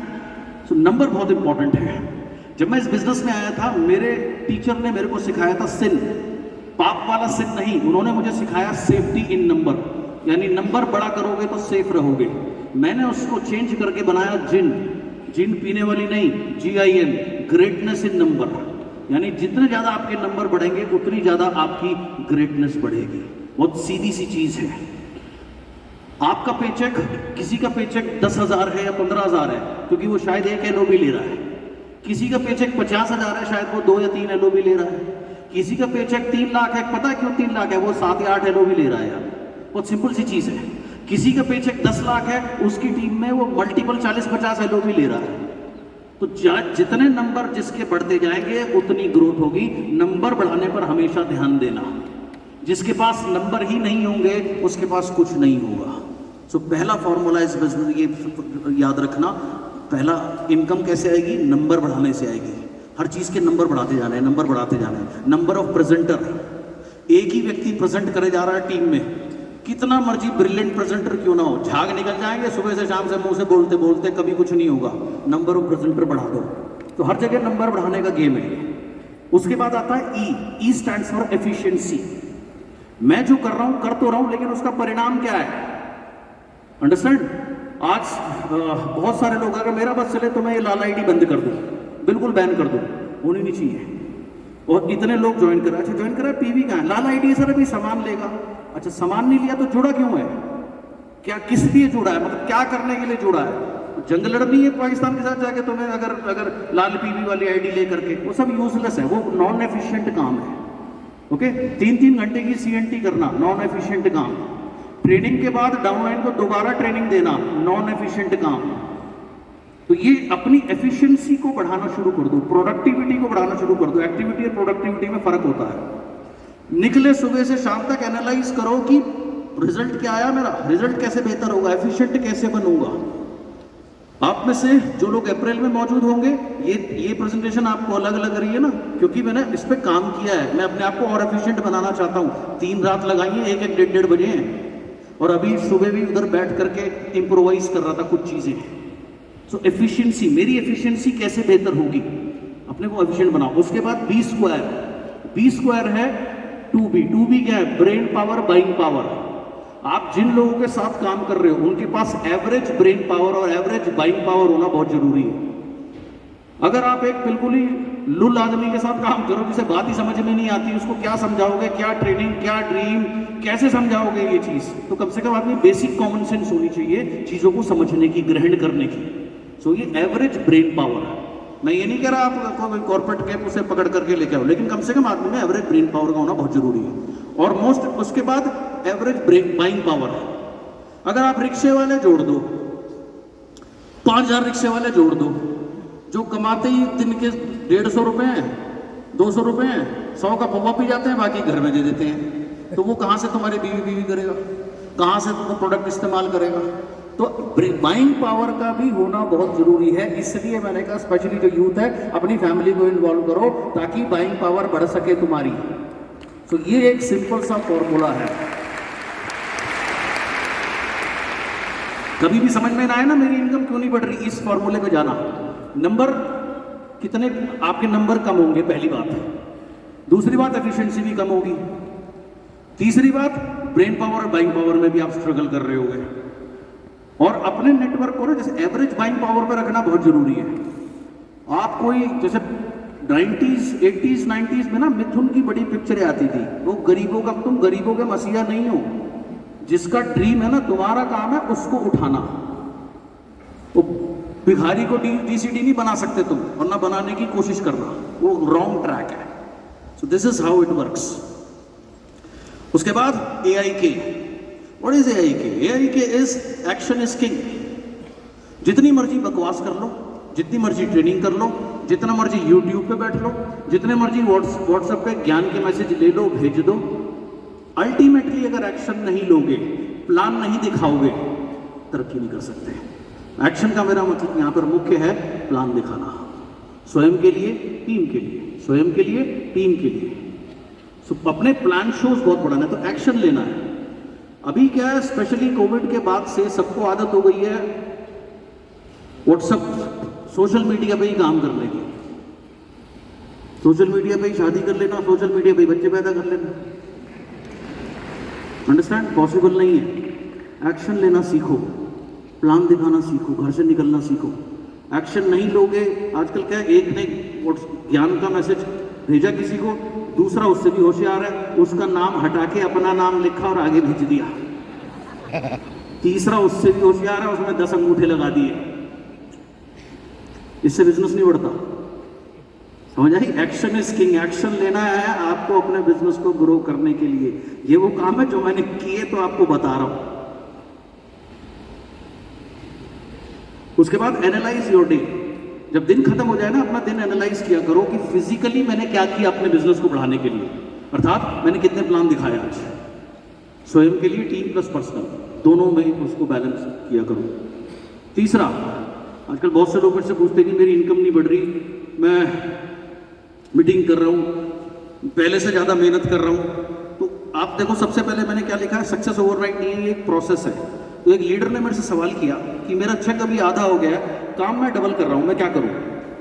मैंने कहा, तू विराट कोहली को जानता है? बोला जी कोई नहीं, कौन नहीं जानता।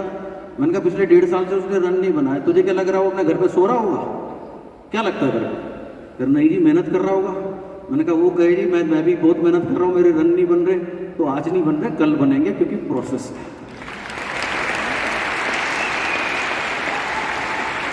5 से दोबारा स्ट्रगल करना शुरू किया था, 8 पर आ गया था, ये काम करते करते प्रोसेस था। और अगर नहीं हो रहा, छोड़ के बैठ जाओगे तो परमानेंट दी एंड हो जाएगा, तुम्हारा चॉइस है। सो एनालाइज करा करो अपना दिन। फिजिकली मैंने क्या किया अपने बिजनेस को बढ़ाने के लिए, कितने लोगों से बात करी, कितने लोगों से प्रोस्पेक्टिंग करी, कितने लोगों को कॉलिंग करी, कितने लोगों को इन्वाइट किया, कितने लोगों को प्लान दिखाया। उसके बाद मेंटल यानी मेरी मानसिक सोच कैसी रही, क्या मैं ज्यादातर समय अपने ड्रीम के बारे में सोच रहा था या नेगेटिव सोच रहा था। तो मेंटली मेरी सिचुएशन क्या थी? Most important self talk. मेरी सेल्फ टॉक कैसी थी? सेल्फ टॉक क्या होती है? जो हम स्वयं से बात करते हैं। हम सबसे झूठ बोल सकते हैं, हम अपने से कभी झूठ नहीं बोल सकते। हम दूसरे के सामने कितना भी मैं ये हूं मैं वो हूं, लेकिन इंटरनली, और आपकी असलियत पता है क्या? जब आप अकेले होते हो, जो वो आपके विचार है वो आपकी सच्चाई है, दुनिया के सामने सच्चाई दूसरी है। तो आपकी सेल्फ टॉक कितनी पॉजिटिव थी, कितनी इंस्पायरिंग थी? तो अपनी सेल्फ टॉक पे हमेशा काम करना। ग्रेट लोग ग्रेट क्यों हैं? उनकी सेल्फ टॉक ग्रेट होती है। वो अपने से बात करते हैं, अपने को बकअप करते हैं, come on I am the champion. अपने हर शो से पहले, अपनी हर परफॉर्मेंस से पहले अपने को बोलते हैं today will be my best show, today will be my best performance. Average आदमी कैसे कहता है? हो नहीं रहा, मुश्किल है, कैसे होगा? ये उसकी सेल्फ टॉक है। तो सेल्फ टॉक बहुत महत्वपूर्ण होती है। चैलेंज क्या थे जो वेस्टीज में आए थे?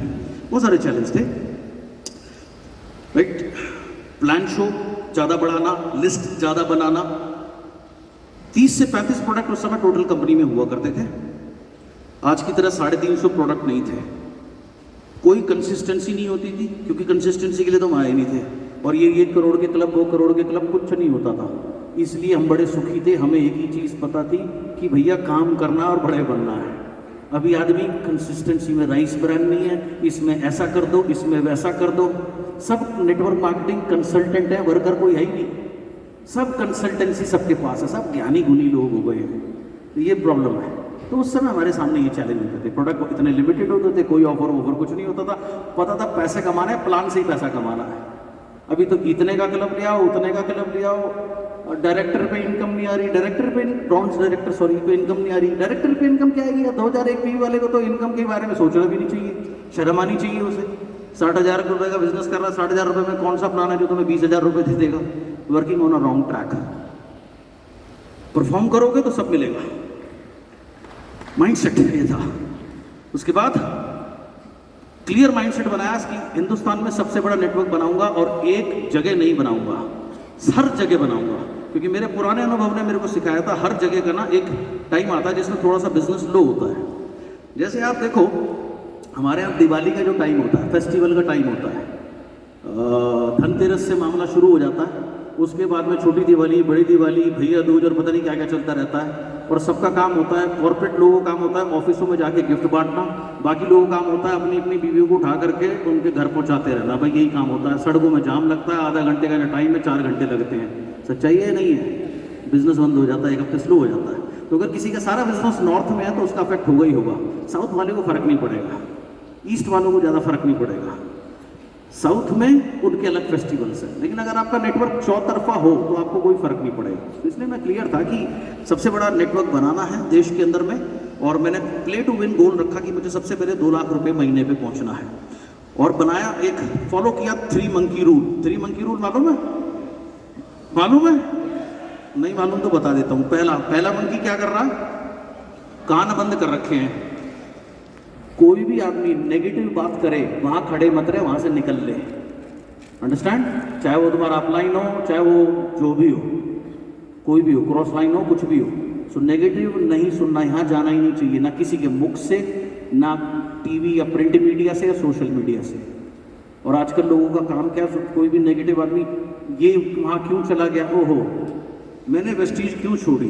क्योंकि तेरे बस की नहीं थी, इसलिए।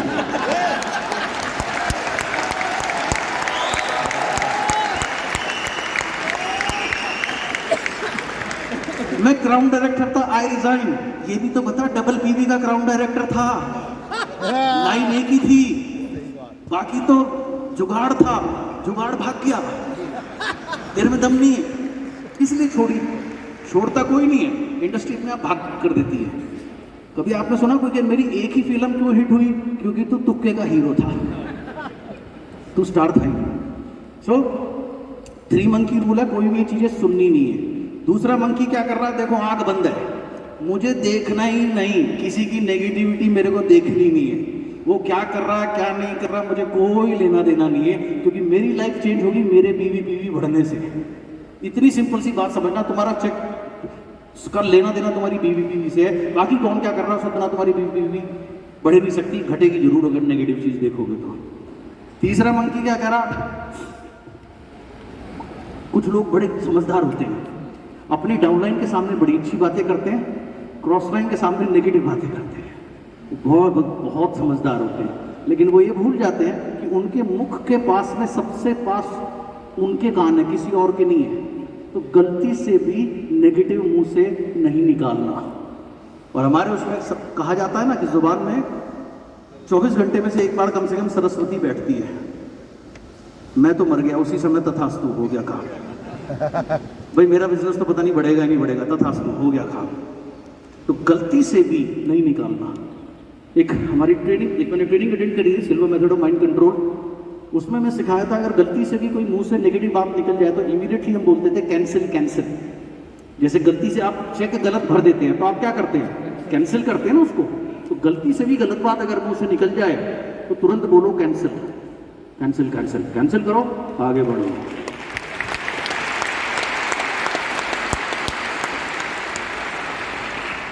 क्या तो ये सब काम किए। इसलिए पहला चेक आया वेस्टिज से 57,000 रुपए का, दूसरा चेक आया 86,000 रुपए का। दुनिया के लिए बहुत बढ़िया था, लेकिन मेरे लिए बढ़िया नहीं था, क्योंकि मेरे पास कर्जे बहुत थे यार, गड्ढे बहुत खुदे हुए थे पुराने। लेकिन फिर भी ये इस तरीके से था। उसके बाद एक दिन मुझे याद है, मैं हेड ऑफिस से निकला। उस समय हेड ऑफिस ये नहीं होता था। आज तो तुम हेड ऑफिस, पता नहीं हेड ऑफिस क्या दिखाते हो। हेड ऑफिस हो गया 500 करोड़ का, अच्छा उसको दिखा के क्या होगा। सारे रॉन्ग ट्रैक पे चलते हो तुम लोग। उस समय ऑफिस था किराए का ऑफिस, फर्स्ट फ्लोर का ऑफिस, और बड़ा नॉर्मल सा ऑफिस था। हम वहां से बने हैं, क्योंकि मैं ऑफिस के लिए नहीं आया था, पैसा कमाने आया था। अंडरस्टैंड? मेरा ऑफिस 5 स्टार है, एक पीएन भी 5 स्टार में काम करता है, दरबार भी काम करता है 5 स्टार में, घर 5 स्टार होना चाहिए। समझ आई? वो बीवी से होता है। तो मैं एक दिन ऑफिस से निकला, लोकेश मेरे साथ था, वो फरीदाबाद रहता है, बदरपुर तक हम कॉमन आए। मेरे पास 800 थी उस समय कार, लांसर का तो इंजन सीज हो चुका था, वो चलती नहीं थी, और मेरे पास सिर्फ पैसे नहीं थे, पेट्रोल था बस गाड़ी में। हम एक जगह रुके, बड़ा परेशान था, क्योंकि 3-4 महीने बाद में घर में एक बच्चे की डिलीवरी होने वाली थी, पैसे थे नहीं। तो मैंने इसको पूछा, मैंने कहा यार एक बात करते हैं, दोनों एक जैसे थे ना। मैंने कहा तेरे पास पैसे पड़े हैं? बोला हाँ जी 20 रुपये पड़े। मैंने कहा यार इसमें और तो कुछ नहीं आएगा, चलिए एक ब्रेड पकौड़ा ही खा लेते हैं मेरे भाई। तो वो ब्रेड पकौड़े के ऊपर मैंने इससे चर्चा करी। मैंने कहा यार ये स्थिति है। तो उस समय इसने मुझे बताया यहाँ से अगर आप जाओगे तो पैसे मिल सकते हैं। मैंने कहा यार कहूँ कैसे? लिख के कहा, क्योंकि किसी भी आत्मसम्मानित आदमी के लिए सबसे मुश्किल काम होता है मांगना। आजकल तो सिस्टम ही अलग है। रोज 30 मैसेज आते हैं मेरे पास, sir please help me. Help me का मतलब क्या होता है? सर 30,000 भेज दो, अकाउंट नंबर भी भेज देते हैं। मैंने कहा मैं यहाँ उल्लू का पट्टा और लिखवा लेता हूँ। राइट? इस तरीके के लोग हैं। सो वो डिस्कशन हुआ। एनीवेज उस समय क्या होता था, उस समय क्या होता था, सीएनटी होती थी 3-3 घंटे की, 3.5 घंटे की, 4 घंटे की नॉर्मल। और जबकि 30 प्रोडक्ट थे, इतने महान प्रेजेंटर थे, फ्लेक्स बताते थे तो पहले दिल बनाते थे। वो वैसे वाला दिल नहीं यार, मेडिकल वाला दिल। HDL कोलेस्ट्रॉल, LDL कोलेस्ट्रॉल समझाते थे। प्रोस्पेक्ट आधे सो जाते थे, बाकी बचते थे, वो लास्ट में कहते थे कि खत्म होगा तुम्हारा, हारी बताओ। आधे ज्यादा भाग जाते थे, ये स्थिति थी। और जो लोग रहते भी थे, क्योंकि इतनी लंबी मीटिंग करते थे, वो खुद मीटिंग नहीं करते थे, वो कहते थे मीटिंग तो सिर्फ सर कर सकते हैं।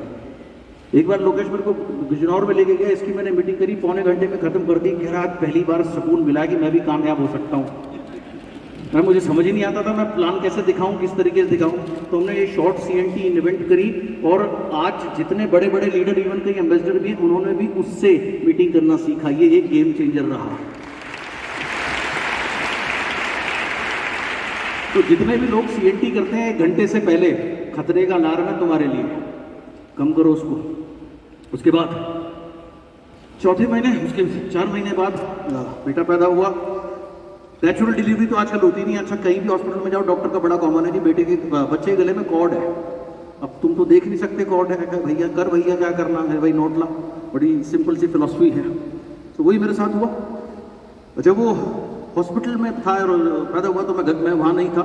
मैं मेरी मदर के साथ में होम मीटिंग कर रहा था, क्योंकि तरक्की करनी थी, आगे बढ़नी थी, कोई ऑप्शन नहीं था। अच्छा, मैंने किस तरीके से मेरे क्रेडिट को मैनेज किया, कर्जों को मैनेज किया, थोड़ा सा इस बात के ऊपर बोलूँगा। कर्जे दो प्रकार के थे, पर्सनल, जो पर्सनल किसी से कोई लेन देन थी, पर्सनल वाले लोगों को तो बुलाया और बोला भाई पैसे नहीं है, नया काम शुरू किया है, बिल्कुल तुम्हारे पैसे मैं देना चाहता हूँ और दूंगा, तुम्हारा सहयोग चाहिए, लेने हैं? बोले हाँ जी सहयोग करेंगे। क्या सहयोग करें? 1 साल तक पैसे मत मांगना, ये सहयोग करना है। आप मांगोगे मेरे पास है नहीं, आप ऊंची आवाज में बोलोगे, मैं भी इतना शरीफ नहीं हूं, मैं भी ऊंची आवाज में बोलूंगा, आप 2 करोगे मैं भी 3 करूंगा, पैसे फिर भी नहीं मिलेंगे, मैं डिस्टर्ब होऊंगा, आपका पैसा लेट होगा। टाइम पे चाहिए या नहीं चाहिए? बोला जी चाहिए। तो मैंने कहा 1 साल का डिस्टर्ब मत करना। सबको बात समझा दी, जितने पर्सनल लोग थे। बैंक वाले होते हैं, क्रेडिट कार्ड वाले, वो आते हैं थोड़ा सा स्टाइल दिखाते हैं। तो मैंने कहा दिखा ले जितना भी स्टाइल दिखाना है, अंतिम परिणाम क्या है? कोर्ट। तो चल कोर्ट में चल। 50,000 का एक कार्ड था, 1.5 लाख रुपए उसके बना दिए। मैंने कहा है ही नहीं पता क्या करेगा, लड़ना है लड़ ले, जो करना है कर ले। अल्टीमेट कोर्ट में मामला चलता रहा धीरे। सो ऐसे क्रेडिट को मैनेज किया। ज़्यादातर लोग क्या करते हैं, एक क्रेडिट को खत्म करने के लिए दूसरी जगह से लोन ले लेते हैं और डबल इंटरेस्ट पे लोन ले लेते हैं। डबल इंटरेस्ट से फिर वो ज़्यादा जब पीछे पड़ता है तो किसी और को ढूंढते हैं। उसमें जो बेचारा वसूलने वाला होता है वो वसूल लेता है, कोई शरीफ आदमी होता है उसके पैसे मर जाते हैं, लेकिन अल्टीमेटली नुकसान रहता है। सो ऐसे क्रेडिट्स को बैंक को और पर्सनल को मैनेज किया। उसके बाद लांसर का इंजन इस बीच सीज हो चुका था। बस में और बाइक पे आ गए जहां जैसे भी मौका मिले, वेस्टीज की शुरुआत के दिन में। इस बीच में उड़ीसा शुरू किया, मोंटी को साइन अप किया और इसने कहा कि मैं 50,000 पे पहुंच जाऊंगा 1 साल में। मैं और बाली साहब मुस्कुराए एक दूसरे को देख के। मैंने कहा तू चल तो सही, देख कहाँ पहुंचाते हैं तेरे को, तू लगा रही हो। अगेन यहाँ पे एक चीज बोलूंगा, आइडेंटिफाइंग पीपल। इंसिडेंट सुनाऊंगा। सुदर्शन जी को क्या लगता था, क्योंकि ये बड़े लीडर थे पुरानी कंपनी के, तो इनके साथ में अन्य बड़े लीडर आएंगे, इनके साथ कोई भी बड़ा लीडर नहीं आया। इनके साथ में कौन लोग आए, जो वहां पर यहाँ के हिसाब से 8% और 10% और गलती से 1-2 बार ब्रॉन्ज होने हुए वाले थे, ऐसे लोग आए। इन्होंने एक व्यक्ति को साइन किया, भवग्रह माझी को। उसकी भी कमाल की स्टोरी है, पिछले 6 साल से व्हील चेयर पर है और 6-7 लाख रुपए का ही चेक ले रहा है व्हील चेयर पर बैठा बैठा। एनीवेज, इसने साइन किया भवग्रह माझी को। भवग्रह माझी ने साइन किया प्रशांत साहू नाम के एक व्यक्ति को। प्रशांत साहू ने साइन किया, जिनका सेमिनार आपने पिछले महीने सुना था। कौन? जतिन को। जी हाँ। और उस समय जतिन को बोलते थे ये बेकार है, इसके बस की कुछ नहीं है। Identifying people. मुझे एक ही चीज नजर आई थी, ये जैसा भी हो इसमें फायर है, और जिसमें फायर हो ना उसे मत तोड़ना। हंगर थी उसमें कुछ करने की। जिसका बाप अस्पताल में पड़ा हो मरण शैया पर, उसके बाद भी वो दिन में 1-1, 2-2 लोगों को पकड़ के लेके आए। उसको बोलना नहीं आता था, वेस्टी को भेस्टीज बोलता था, जो मर्जी बोले, लेकिन फायर थी, हंगर थी ऐसे आदमी को पकड़ना।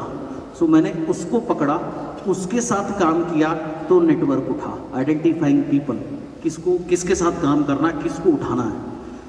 तो इसके साथ जब काम करना शुरू किया, वहाँ चैलेंज क्या थे, वहाँ कोई ऑफिस नहीं था, सामान दिल्ली से जाता था। अब दिल्ली से उड़ीसा सामान जाएगा तो आपको पता है 1 दिन में तो पहुंचेगा नहीं। आजकल तो जगह जगह डीएलसीपी खुले हैं, उसके बाद भी लोगों का रोना बंद नहीं होता। तो दिल्ली से प्रोडक्ट जाता था। इनके साथ जैसे मैंने कहा कोई लीडर आए नहीं, ग्राउंड लेवल की वर्किंग शुरू करी, 1-on-1 होम मीटिंग, सारी चीजें, सारे दिन काम करना, होम मीटिंग्स करना। धीरे धीरे वर्किंग और बढ़ाई, शोज करने शुरू, सीएनटी करनी शुरू करी, हर जगह वीआईपी करनी शुरू करी। उस समय वीआईपी सिर्फ बाली साहब करते थे। उनको मैंने बोला, मैंने कहा आप मत करा करो, मेरे को करने दो, मेरे को शर्म आती है, आप ग्राउंड लेवल की वर्किंग करते हो, आप रहने दो, मैं करूँगा। जबकि शुरू के 1-2 ट्रिप में क्या हुआ था, हम दोनों 1-on-1 करते थे, क्योंकि उस समय भीड़ का तो सवाल ही नहीं है। एक आदमी पकड़ के लाते थे, तो कोई पकड़ के ले आया, हम दोनों बैठे हैं तो वो प्लान दिखाने लगते थे, वो भी A4 शीट पे। थोड़ी देर में कोई दूसरा आदमी पकड़ के ले आया, मैं उसको आधे प्लान में तो बिठा नहीं सकता, तो मैं इधर बैठता था प्लान दिखाने के लिए। तो जब तक वो फ्री हो जाते थे, फिर कोई आ गया, मेरा प्लान आधे में है तो वो नहीं बिठा सकते थे, तो वो ऐसे उधर प्लान दिखाते थे। हमने ऐसे दिन में 20-20 प्लान दिखाए हैं। और रात को फिर हम रात को हम एक दूसरे के साथ शर्त लगाते थे, सर किसके प्लान ज़्यादा हुए। तो रोज हम अपना स्कोर टैली करते थे। वो कहते थे मैंने 20 दिखाया, मैं कहता था मैंने 21 दिखाए। कभी उनके 20 होते थे, कभी मेरे 18 होते थे। तो ऐसे इस तरीके से हम काम करते थे। वीआईपी करनी शुरू करी। उस समय पूरे इंडिया में सिवाय वाली साहब ने कोई वीआईपी नहीं करता था, सिर्फ संडे को करते थे, और मई जून में करते नहीं थे गर्मी की वजह से। तो मुझे समझ में आया अगर मैं इनके ऊपर निर्भर रहूंगा ना, मैं कभी तरक्की नहीं कर पाऊंगा, क्योंकि ये मुझे कितना टाइम दे देंगे, 3 महीने में से एक बार दे देंगे, इन्हें पूरा इंडिया देखना है, भाई गलती इनकी थोड़ी है, मैं खुद करना है। तो मैंने खुद VIP करनी इसलिए शुरू करी। कवर सारा स्टेट कवर करना शुरू किया, जहाँ बस जाती थी बस, जहाँ ट्रेन जाती थी ट्रेन, और जहाँ कुछ नहीं जाता था वहाँ इंडिका सबसे सस्ती कार होती थी, वो हायर करते थे। गोल होता था सुबह 6 बजे होटल छोड़ देना है। इस तरीके की वर्किंग से परिणाम ये हुआ, 6ठे महीने वेस्टीज से पे आउट था 2 लाख रुपए का। 2 से 3 शहर का टारगेट होता था एक दिन में CMT करना, 2 से 3 शहर, क्योंकि ट्रैवलिंग भी होती थी। एक आपने दिल्ली में करी, मथुरा में जा रहे हो तो 3 घंटे तो आप ट्रैवलिंग के भी तो मारोगे, फिर आगरा जाओगे, तो ऐसे कोशिश होती थी कि इसलिए 6 बजे होटल छोड़ देते थे ताकि 2-3 शहर कम से कम दिन में हम कवर कर सकें। कोई समय नहीं था समय वेस्ट करने का। इसको मैं बोलता था जितनी देर में स्टेज पर हूँ आधा घंटा अपने प्लान बताऊंगा, जो खा सकता हो खा लियो, तू जितनी देर प्लान बताएगा क्लोजिंग करेगा उतनी देर मेरे को जो मिलेगा मैं खा लूंगा। मीटिंग खत्म होते ही गाड़ी में बैठ, क्योंकि अगले शहर जाना है। ये वर्किंग स्ट्रेटेजी थी। जब आप इतना काम करते हो, अगर आप फोन को लगातार इस्तेमाल कर रहे हो, तो क्या उसको चार्जिंग की ज्यादा जरूरत है कम जरूरत है? ज्यादा जरूरत है कम जरूरत है? ज्यादा। तो मैं अपनी चार्जिंग कैसे करता था? जैसे ही हमारी CNT खत्म होती, जो हमारा ट्रैवलिंग टाइम होता था, मैं अपना ईयरफोन एक कान में लगा लेता था और मैं कुछ सुनता था। तो सुदर्शन ने एक बार पूछा, भाई क्या सुन रहे हो? तो उस समय सिंग इज किंग मूवी आई थी, मैं वो गाना सुन रहा था। तो उसने कहा सिंग इज किंग चल रहा था, उसने वापस ईयरफोन दे दिया। 1 घंटे बाद मैं दोबारा सुन रहा था, उसने पूछा भाई क्या सुन रहे हो? मैंने दोबारा उसको दे दिया, फिर उसमें सिंग इज किंग चल रहा था। अगले दिन हम फिर ट्रैवल कर रहे थे, फिर मैंने कान में लगाया हुआ था, फिर उसने पूछा भाई क्या सुन रहे हो? फिर सिंग इज किंग चल रहा था। ऐसे कई बार हुआ। तो उसने पूछा भाई आप एक ही गाना बार बार क्यों सुनते हो? मैंने कहा क्योंकि तेरे लिए ये गाना है, मेरे लिए ये बाइबल या ग्रंथ है भाई, अंडरस्टैंड, इसलिए सुनता हूं मैं इससे अपनी रिचार्जिंग करता हूं। एक कलर के हम सब कपड़े पहनते हैं, लेकिन I am the only king, I am the best. पहला मतलब इस लाइन का मेरे लिए है। देश भी हम है, बेस भी हम है, और जिगर से है डेयरिंग। मतलब मैं यहाँ भी काम कर सकता हूँ, वहाँ भी कर सकता हूँ, एंड यहाँ से बहुत डेयरिंग हूँ। आई am not afraid of anything, right. हम करें दिल की जो मर्जी, करते करते हद कर दी। यानी हम जो दिल की मर्जी वो करेंगे, जहाँ मर्जी काम करेंगे, काम कर करके हद कर दी। लोग जितना काम, उड़ीसा में मैंने जितना काम इसके साथ कराया था, ये मुझे बोलता था 15-15 दिन घर नहीं जाने देता था। मैं इसको 6 बजे छोड़ के, जो भी मुझे बोलता था मेरी बीवी मेरे को तलाक देने वाली है। मैंने क्यों कह रहा 10-10 दिन 12-12 दिन मैं घर नहीं आता। मैंने कहा जैसे मैं तेरे से काम करा रहा हूँ, तेरी बीवी भी बहुत बढ़ने वाली है। जब बीवी बढ़ती है तो घर में पैसे आते हैं, जब घर में पैसे आते हैं तो घर की लक्ष्मी छोड़ के नहीं जाती, खुश होती है। तो करते करते हद कर दी। मोस्ट इंपॉर्टेंट, दिल अगर सच्चा हो रब सब कर दे सेटिंग। अगर तुम सच्चे हो तो रब तुम्हारी सेटिंग लाइफ में बिल्कुल बढ़िया करेगा, स्ट्रगल से जरूर निकलोगे। तो मेरे लिए इसका ये मतलब, इसलिए मेरे लिए ये एंटरटेनमेंट नहीं है, मेरे लिए ये रिचार्जिंग है। और रिचार्ज होना बहुत जरूरी है, क्योंकि रिचार्ज होगा फिर दोबारा परफॉर्म करना है।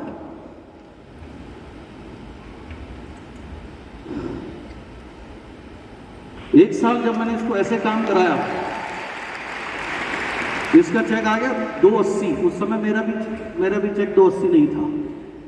एंड कहाँ एक आदमी 50,000 की सोच रहा है, कहाँ उसका चेक 280 पे।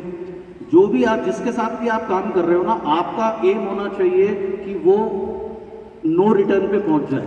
यानी कि उसकी इनकम इतनी अच्छी हो कि वो जितना सोचे उससे ज्यादा इनकम पर उसको लेके जाना है। हाँ, प्रोवाइडेड वो भी मेहनत करे, तभी ये चीज पॉसिबल है।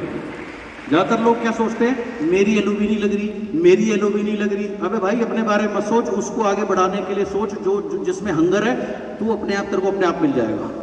तो आपको इस तरीके से काम करना चाहिए।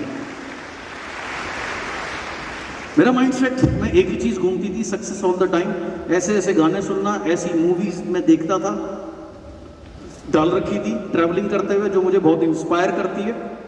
उसमें से एक 3 मंकी रूल तो मैं फिर से अडॉप्ट कर ही रखा था। विद यू विदाउट यू हमेशा से मेरी फिलॉसफी रही है।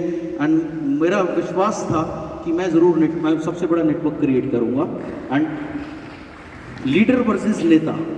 अच्छा, जब नेता हम वर्ड सुनते हैं तो हमारे जहन में क्या आता है? रिस्पेक्ट और डिसरिस्पेक्ट। हाँ, नेता is disrespect, leader is respect. फर्क क्या है?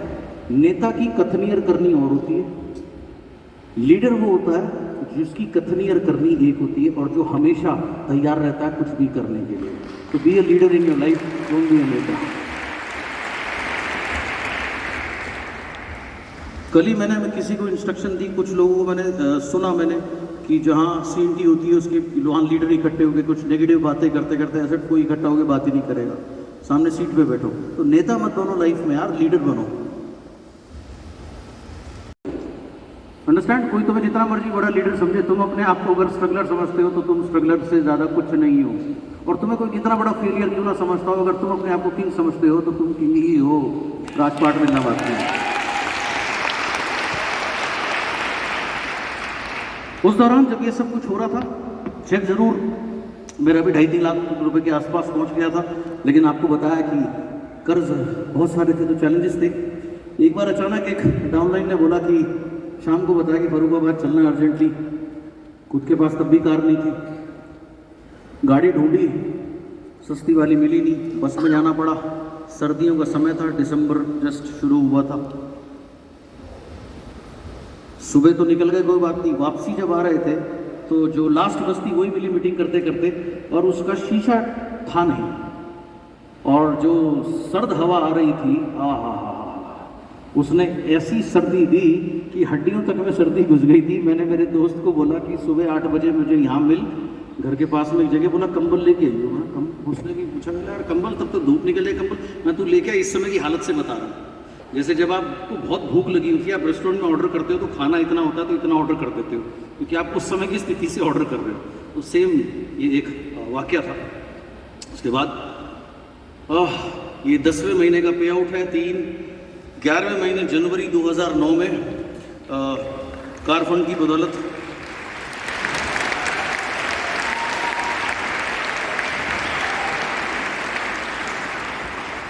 तो 1 साल से भी कम समय में सेकेंड हैंड लांसर, वो भी इंजन चीज, वो भी बंद, एंड ये सफर। उसके बाद 12वें महीने 330 लाख रुपए का चेक था। मुझे लगा लाइफ कंफर्टेबल है, मर्सिडीज है, सब कुछ है, नेटवर्क बन रहा बढ़िया, कोई दिक्कत नहीं, लेकिन लाइफ इज टफ। यस, एक लीडर ने अपनी कंपनी खोल ली। उस समय में क्राउन था, 6 नेटवर्क थे, 6 में से 3 वहाँ चले गए। एक नेटवर्क 2001 पीवी पे आ गया, हम क्राउन से डायमंड आ गए। 3 लाख से चेक आ गया 1.5 लाख रुपए, 3 नेटवर्क 3 लोगों के जाने से। लेकिन मेरी आदत नहीं है, मैं मर गया, मैं लुट गया, मेरी टीम चली गई, ये नहीं करता मैं, राइट। सो क्या किया, what next, most important life में व्हाट नेक्स्ट ही है। अपनी एक्टिविटीज बढ़ाई, अपने ऊपर काम किया, जीरो नेगेटिविटी का कोई अगेन 3 मंकी रूल अप्लाई किया। लोगों ने फिर से कहा बस, क्योंकि कुछ लोगों को बड़ा आश्चर्य हुआ था, साल भर में इतना जल्दी चेक पहुंच गया, ये हो गया, वो हो गया, तो उनको तो मौका चाहिए ना बातें करने का। तो they said I am finished. But आपको पता है आई am a champion, so I kept on working on my self. जो बोलना, मैंने क्या किया, मैंने बहुत ज़्यादा उन लोगों के मैं पीछे नहीं पड़ा। जो लोग गए गए, जो बचे वो क्या करते हैं, जनरली ऐसी में क्या होता है, जो लोग चले गए वो उन्हें अपनी कहानी सुनाते हैं, मैं उन्हें अपनी वेस्टीज की कहानी सुनाऊंगा, तो वो कंफ्यूज होते हैं, वो इधर की बात उधर बताते हैं, उधर की बात इधर बताते हैं, प्रोडक्टिविटी बहुत कम होती है। तो मैं उनके ऊपर डिपेंड नहीं रहा, मैंने और ट्रैवलिंग बढ़ा दी, और लाइनें अपनी खोल दी, जिसकी वजह से चेक वापस आ गया 3 से 4 महीने में। 3 महीने लगे, वापस 3 लाख प्लस पहुंच गया। कौन सी बड़ी बात है। मेरी सबसे बड़ी ब्लेसिंग पता है क्या है, मेरा कोई अपलाइन नहीं है, मेरा कोई डायरेक्ट अपलाइन नहीं है, ना पिछली कंपनी में ना यहाँ, राइट। इसलिए मैं क्या बना, इसलिए मैं बना एकलव्य, राइट।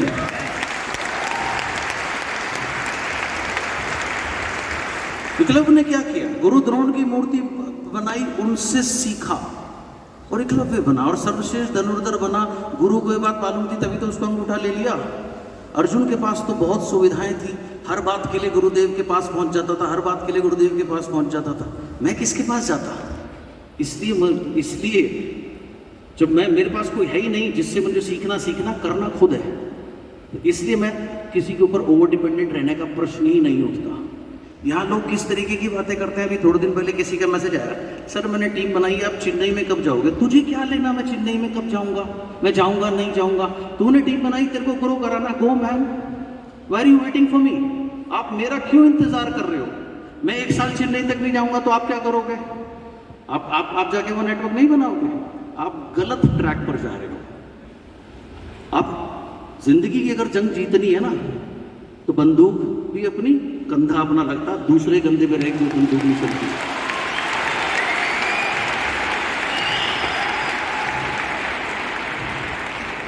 हाँ, मेरे एक अपलाइन जरूर है, बताऊं? बताओ मेरा अपलाइन कौन है?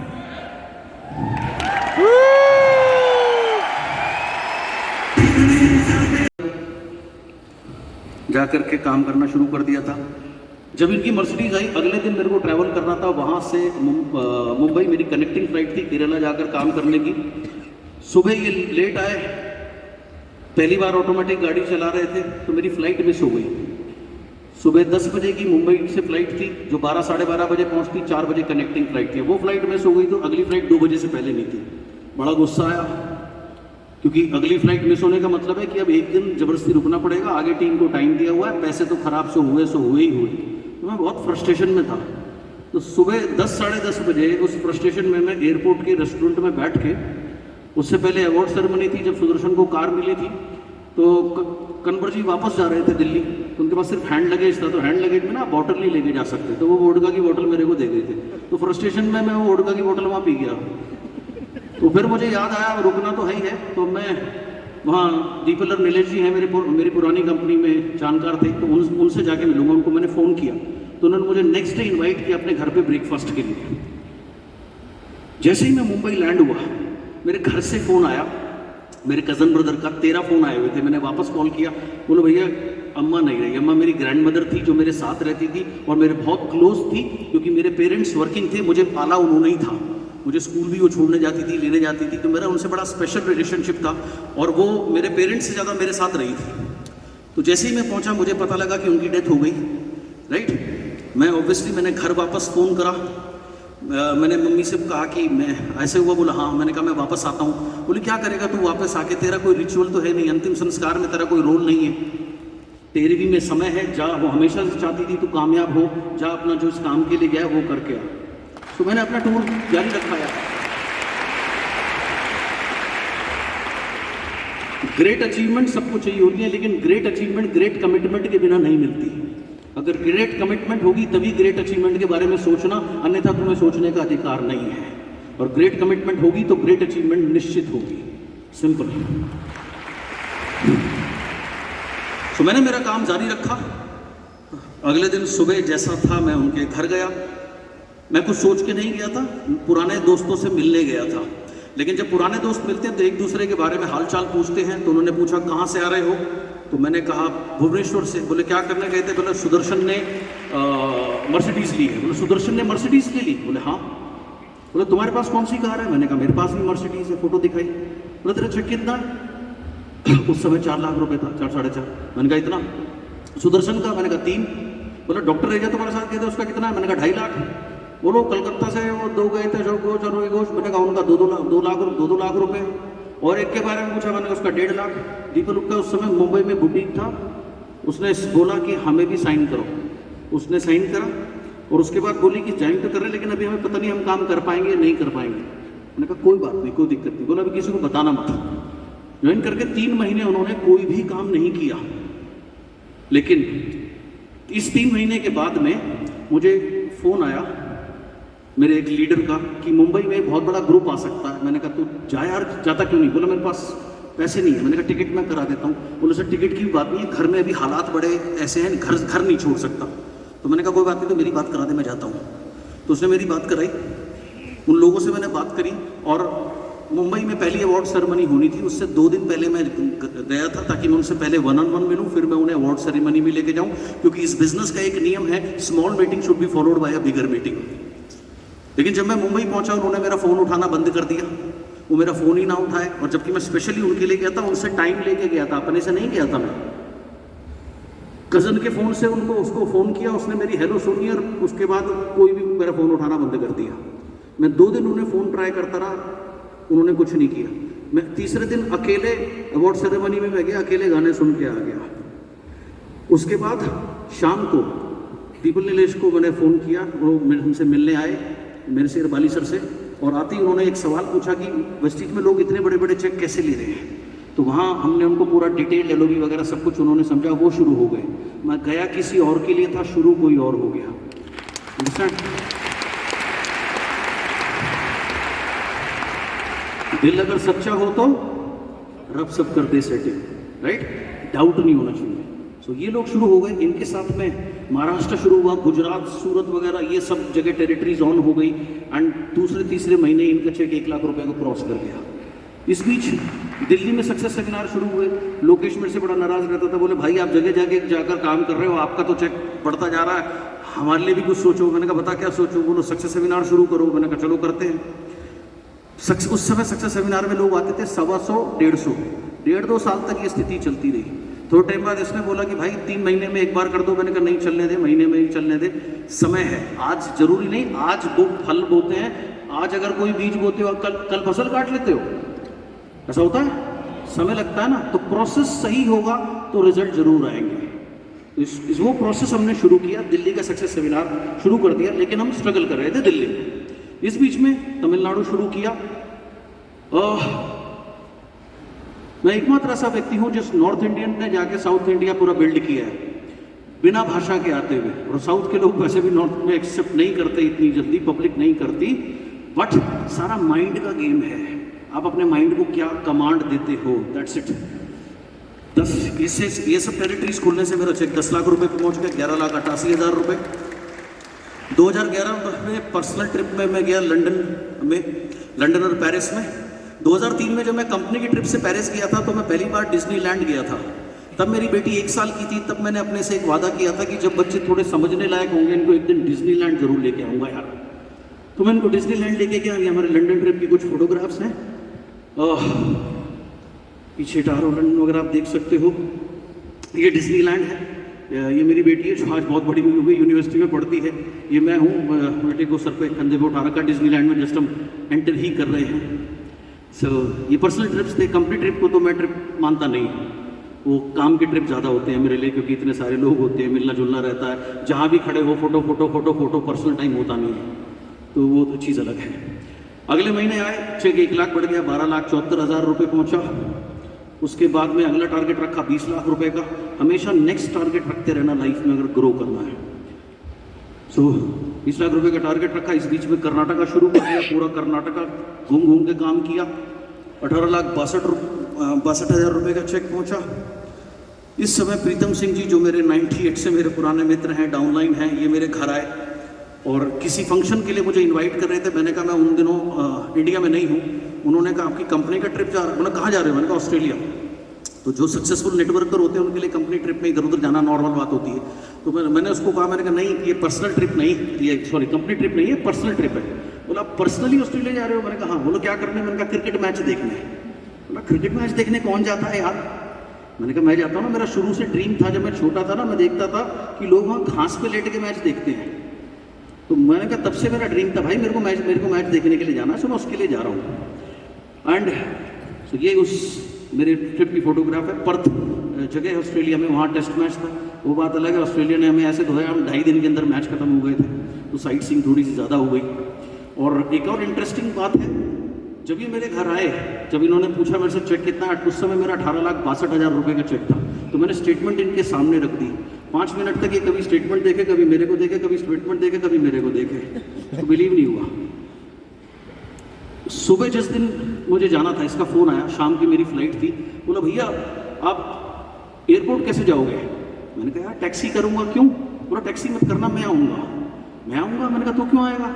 ये बड़ा अजीब था, मैं आऊँगा क्यों? क्योंकि इसका घर था उस समय साकेत में, मैं रहता था ग्रेटर नोएडा में, और एयरपोर्ट इधर है। तो ये समझो साकेत ये है, एयरपोर्ट वो कोना, सॉरी मेरा घर वो कोना है, एयरपोर्ट वो कोना है। तो एक कह रहा था मैं पहले 30 किलोमीटर तो ड्राइव करके तुम्हारे पास आऊँगा, 35 किलोमीटर तो मैं उठाऊँगा और 50 किलोमीटर एयरपोर्ट छोड़ूंगा। तो मैं समझ गया ये देखना चाहता है मैं झूठ बोल रहा हूँ सच बोल रहा हूँ। मैंने कहा आ जा यार, सांच को क्या आज। ये आया बैठा, मैंने सामान इसकी गाड़ी में रखा चलते चलते चलते चलते एयरपोर्ट आ गया, सामान वामान उतारने लगा। अब तो कोई डाउट था नहीं, तो उसने पूछा भैया वापस कब आ रहे हो? मैंने बताया ऐसे ऐसे आ रहा हूँ। बोलो भैया आओ यार साथ काम करते हैं। So this is very simple. अब हम साथ जो है वापस आके 20,74,000 रुपए का चेक हुआ।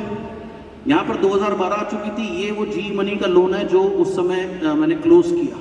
तब तक मेरा कोर्ट केस चल रहा था। शुरू में मैं सोचता था कि इन्होंने मेरे साथ गलत किया तो मैं भी इनको जेल भिजवाऊंगा या इनको कम से कम इनके करने की सज़ा मिले। लेकिन बाद में मुझे रियलाइज़ हुआ कि मैं कोर्ट कचहरी के चक्कर में ये लोग के ऊपर अपना टाइम वेस्ट कर रहा हूँ। जो टाइम मुझे अपने गोल्स को देना चाहिए, 1 करोड़ रुपए महीने को देना चाहिए, तो I am wasting my time. तो मैंने कहा जाओ यार दफ़ा हो, ये पकड़ निकल यहाँ से।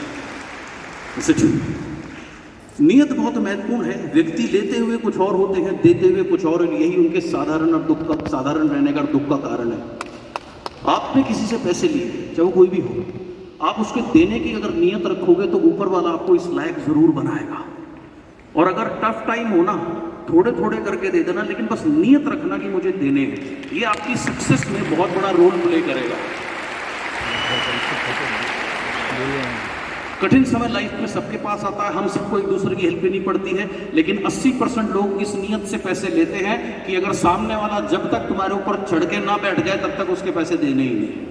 और इसलिए ये दौलत के नियम को रोक देते हैं, उसका फ्लो रोक देते हैं। नुकसान खुद का होता है। ये काम कभी मत करना। ज्यादा नहीं तो 500 रुपए तो दे सकते हो किसी को महीने के, उतने भी नियत रखना। बस नियत रखोगे तो वो देगा। नियत नहीं, जब आप नियत आपकी गड़बड़ होती है वो देना बंद कर देता है। ये प्रिंसिपल हमेशा याद रखना।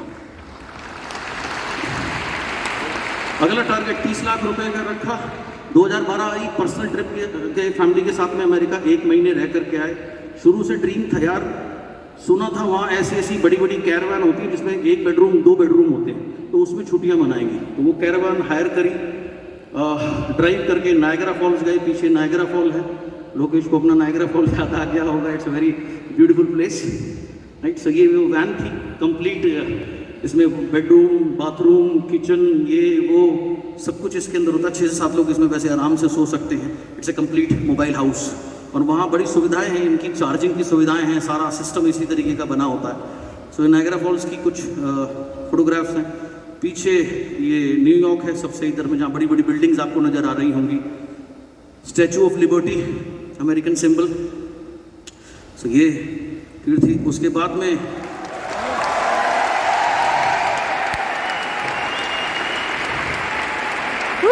अभी तक दिल्ली स्ट्रगल कर रही थी। उस समय प्रीतम जी आए, फिर उसके बाद में ग्रोडिच के मेरे दोस्त आए। तो वहाँ से फिर हमने ITO पे अपनी उस समय कंपनी की महीने में एक CNT होती थी, उसको वीकली CNT करा।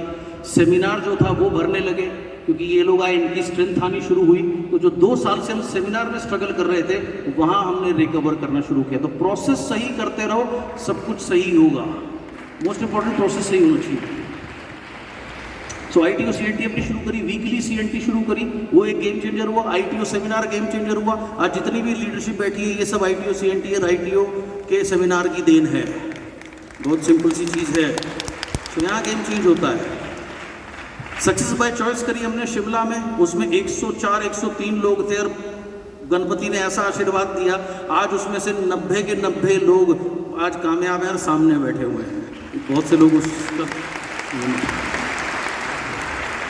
सेमिनार फुल हाउसेज होने लगे, 2-2 3-3 शिफ्ट पे होने लगे। हर जगह गेम चेंज होना शुरू हुआ। 30 लाख रुपए भी पहुंचे इसकी वजह से। ये दिसंबर 2013 का है, 31,23,000 समथिंग। अगला टारगेट रखा 40 लाख रुपए का। उस बीच में 2013-14 आ गया। UAE में दुबई के पास में रसल खेमा जगह है, वहाँ नेटवर्किंग के अवार्ड हुए। वर्ल्ड नेटवर्किंग अवार्ड जवाली साहब को CEO ऑफ द ईयर का अवार्ड मिला था। वहाँ मेरी नॉमिनेशन थी best networker of the year की। तो ये उसका फोटो है। उसके बाद IDSA की मैगजीन आती है, दिसंबर 14 का ये इशू है। इसमें सक्सेस स्टोरी फीचर हुई, लेकिन मेरे लिए ये बहुत छोटी बात है। मैं it's not a big deal, I am meant for bigger thing. मैं बड़ी चीज़ों के लिए बना हूँ, मेरे इनको कभी काउंट नहीं करता, राइट। बहुत से अभी कुछ दिन पहले एक लीडर ने डाला, उसको किसी चैनल ने इनवाइट कर लिया, प्राइवेट चैनल ने अपने इंटरव्यू के लिए, तो उन्होंने डाला नहीं, मेरे लिए बड़े गर्व की बात है, घंटा गर्व की बात है। तुम्हें इतना बड़ा बनना चाहिए। गर्व की बात उसके लिए है कि वो तुम्हें ला पा रहा है। तुम्हें अपना माइंडसेट ही रखना चाहिए। पहले ही कहा था ना, पॉलिटिकली करेक्ट नहीं बोलूंगा कुछ भी, आज जो बोलूंगा साफ बोलूंगा। Right, I meant for a bigger thing. लोगों को आदत होती है शो ऑफ करने की। इवन लोग डिग्रियां खरीदते हैं। मेरे पास आज से नहीं 10 साल से फ़ोन आ रहे हैं कि हम आपको डॉक्टरेट की डिग्री दे देंगे। मैंने कहा उससे क्या होगा? बोले तुम्हारा नाम क्या है, डॉक्टर लग जाएगा। मैंने कहा अच्छा फिर? बोले जी बस इतने से पैसे देने होंगे। मैंने कहा पैसे तू मुझे देगा डिग्री देने के लिए, तेरा मन, अगर मैं आऊँगा ना तेरा मन सम्मानित होगा, ये मेरी सोच है। भाई मैं नहीं देता। आज ये जितने भी लोग डॉक्टर लगाए घूमते हैं ना, ये सब माल दिए हुए लोग हैं, क्योंकि ये शो ऑफ में बिलीव करते हैं। अभी तो शो ऑफ पे कभी मत जाना लाइफ में, अगर रियल बड़ा बनना है तो। अभी थोड़ा टाइम पहले किसी का के बारे में, मतलब किसी ने कहा कि आईफोन कितने का आता है? उसने कहा क्यों? बोला लेना है। बोला क्यों? और वो कर्जे में, सॉलिड कर्जे में, कर्जे में होने के बाद भी उसको आईफोन लेना है।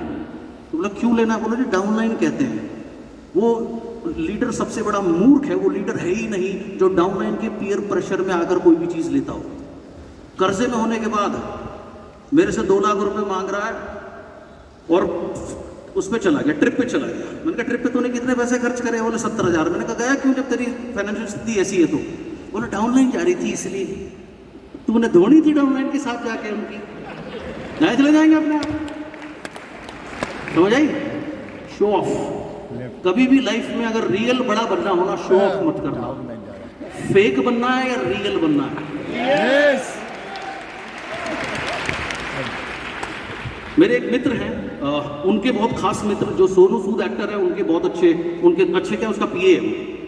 तो मैं उसके घर गया, उसकी फोटोग्राफी आई थी। ये बात और है, लोगों ने भी कह दिया देखो जी इन्हें भी ज्वाइन करा दिया, तो ऐसा काम मत किया करो यार, आदमी पर्सनली भी किसी से मिल सकता है। तो मैं उनके घर गया, वो लेट हो गए थे, उनको वो क्रिकेट अकेडमी जा रहे थे क्योंकि उनका बेटा भी क्रिकेट अकेडमी खेलता, तो उस दिन मैं 2-3 घंटे उनके साथ रहा। तो ऐसी फेक और रियल पे बात हो रही थी। तो उन्होंने कहा कह रहा जी हिंदुस्तान में सुपरस्टार एक ही है, बाकी तो सारे बेकार है। वो कौन है उसके बारे में भी बताऊंगा अभी आपको। बोला बाकी तो ऐसे हैं, कहने को स्टार बनते हैं, नाम भी मुझे बताया था लेकिन मैं बता नहीं सकता। उन्होंने कहा जी साथ में 2-2 बॉडीगार्ड रहते हैं, कोई भी नहीं होता। हटो हटो, अरे है ही कोई नहीं, किसे उड़ा रहा, मच्छर उड़ा रहा, मक्खी उड़ा रहा, किसे उड़ा रहा। लाइफ में कभी भी शो ऑफ मत करना, वो चीज लेना जो आपको मन से चाहते हो। लग्जरी गाड़ी लेनी हो इसलिए मत लेना कि किसी को दिखानी है, दिखाने से बिजनेस नहीं बढ़ेगा। सही बात। जो भी चीज लेनी हो किसी को दिखाने के लिए मत लेना, इसलिए लेना क्योंकि आपको अगर लगता हो वो डिजर्व करते हो या आप उसको रियली चाहते हो, जरूर लेना। लेकिन किसी को दिखावे के लिए कभी कोई काम मत करना, क्योंकि दिखावा कभी रियल नहीं होता। हमेशा बिलीव करना आई एम व्हाट आई एम। शौक की बात होती है, मुझे भी एक जमाने में रोलेक्स पहनने का शौक था, पहना दे दी, राइट। आज कुछ नहीं पहनता, देखो दोनों हाथ खाली हैं, राखी बंधी हुई है सिर्फ, कोई अंगूठी कुछ नहीं है, कुछ भी, right. I am what I am, सिर्फ इस फिलॉसफी पे काम करना। Kaizen is a Japanese word which stands for constant and never ending improvement. कभी ना खत्म होने वाली है लगातार इंप्रूवमेंट। अपने को इतना बड़ा बनाओ, दिखावे की जरूरत क्या है। इसका सबसे बड़ा एग्जाम्पल, आप जानते हो इंडिया का सबसे बड़ा सुपरस्टार कौन है, सबसे बड़ा मूवी स्टार कौन है? हाँ, पीछे कोई बता सकता है? यहाँ जो लोग बैठे, ओके, और नाम लो। शाहरुख खान। ओके, शाहरुख खान, ओके, और कोई नाम लो। हाँ जी, रजनीकांत। जितने भी नाम लिए ना आपने, रजनीकांत। ये सबको अगर एक मिला दूं, वो उसके सामने, इन सबका स्टार्टम इस एक आदमी के सामने जीरो है। दिखाता हूं, यस, रजनीकांत ना देखा।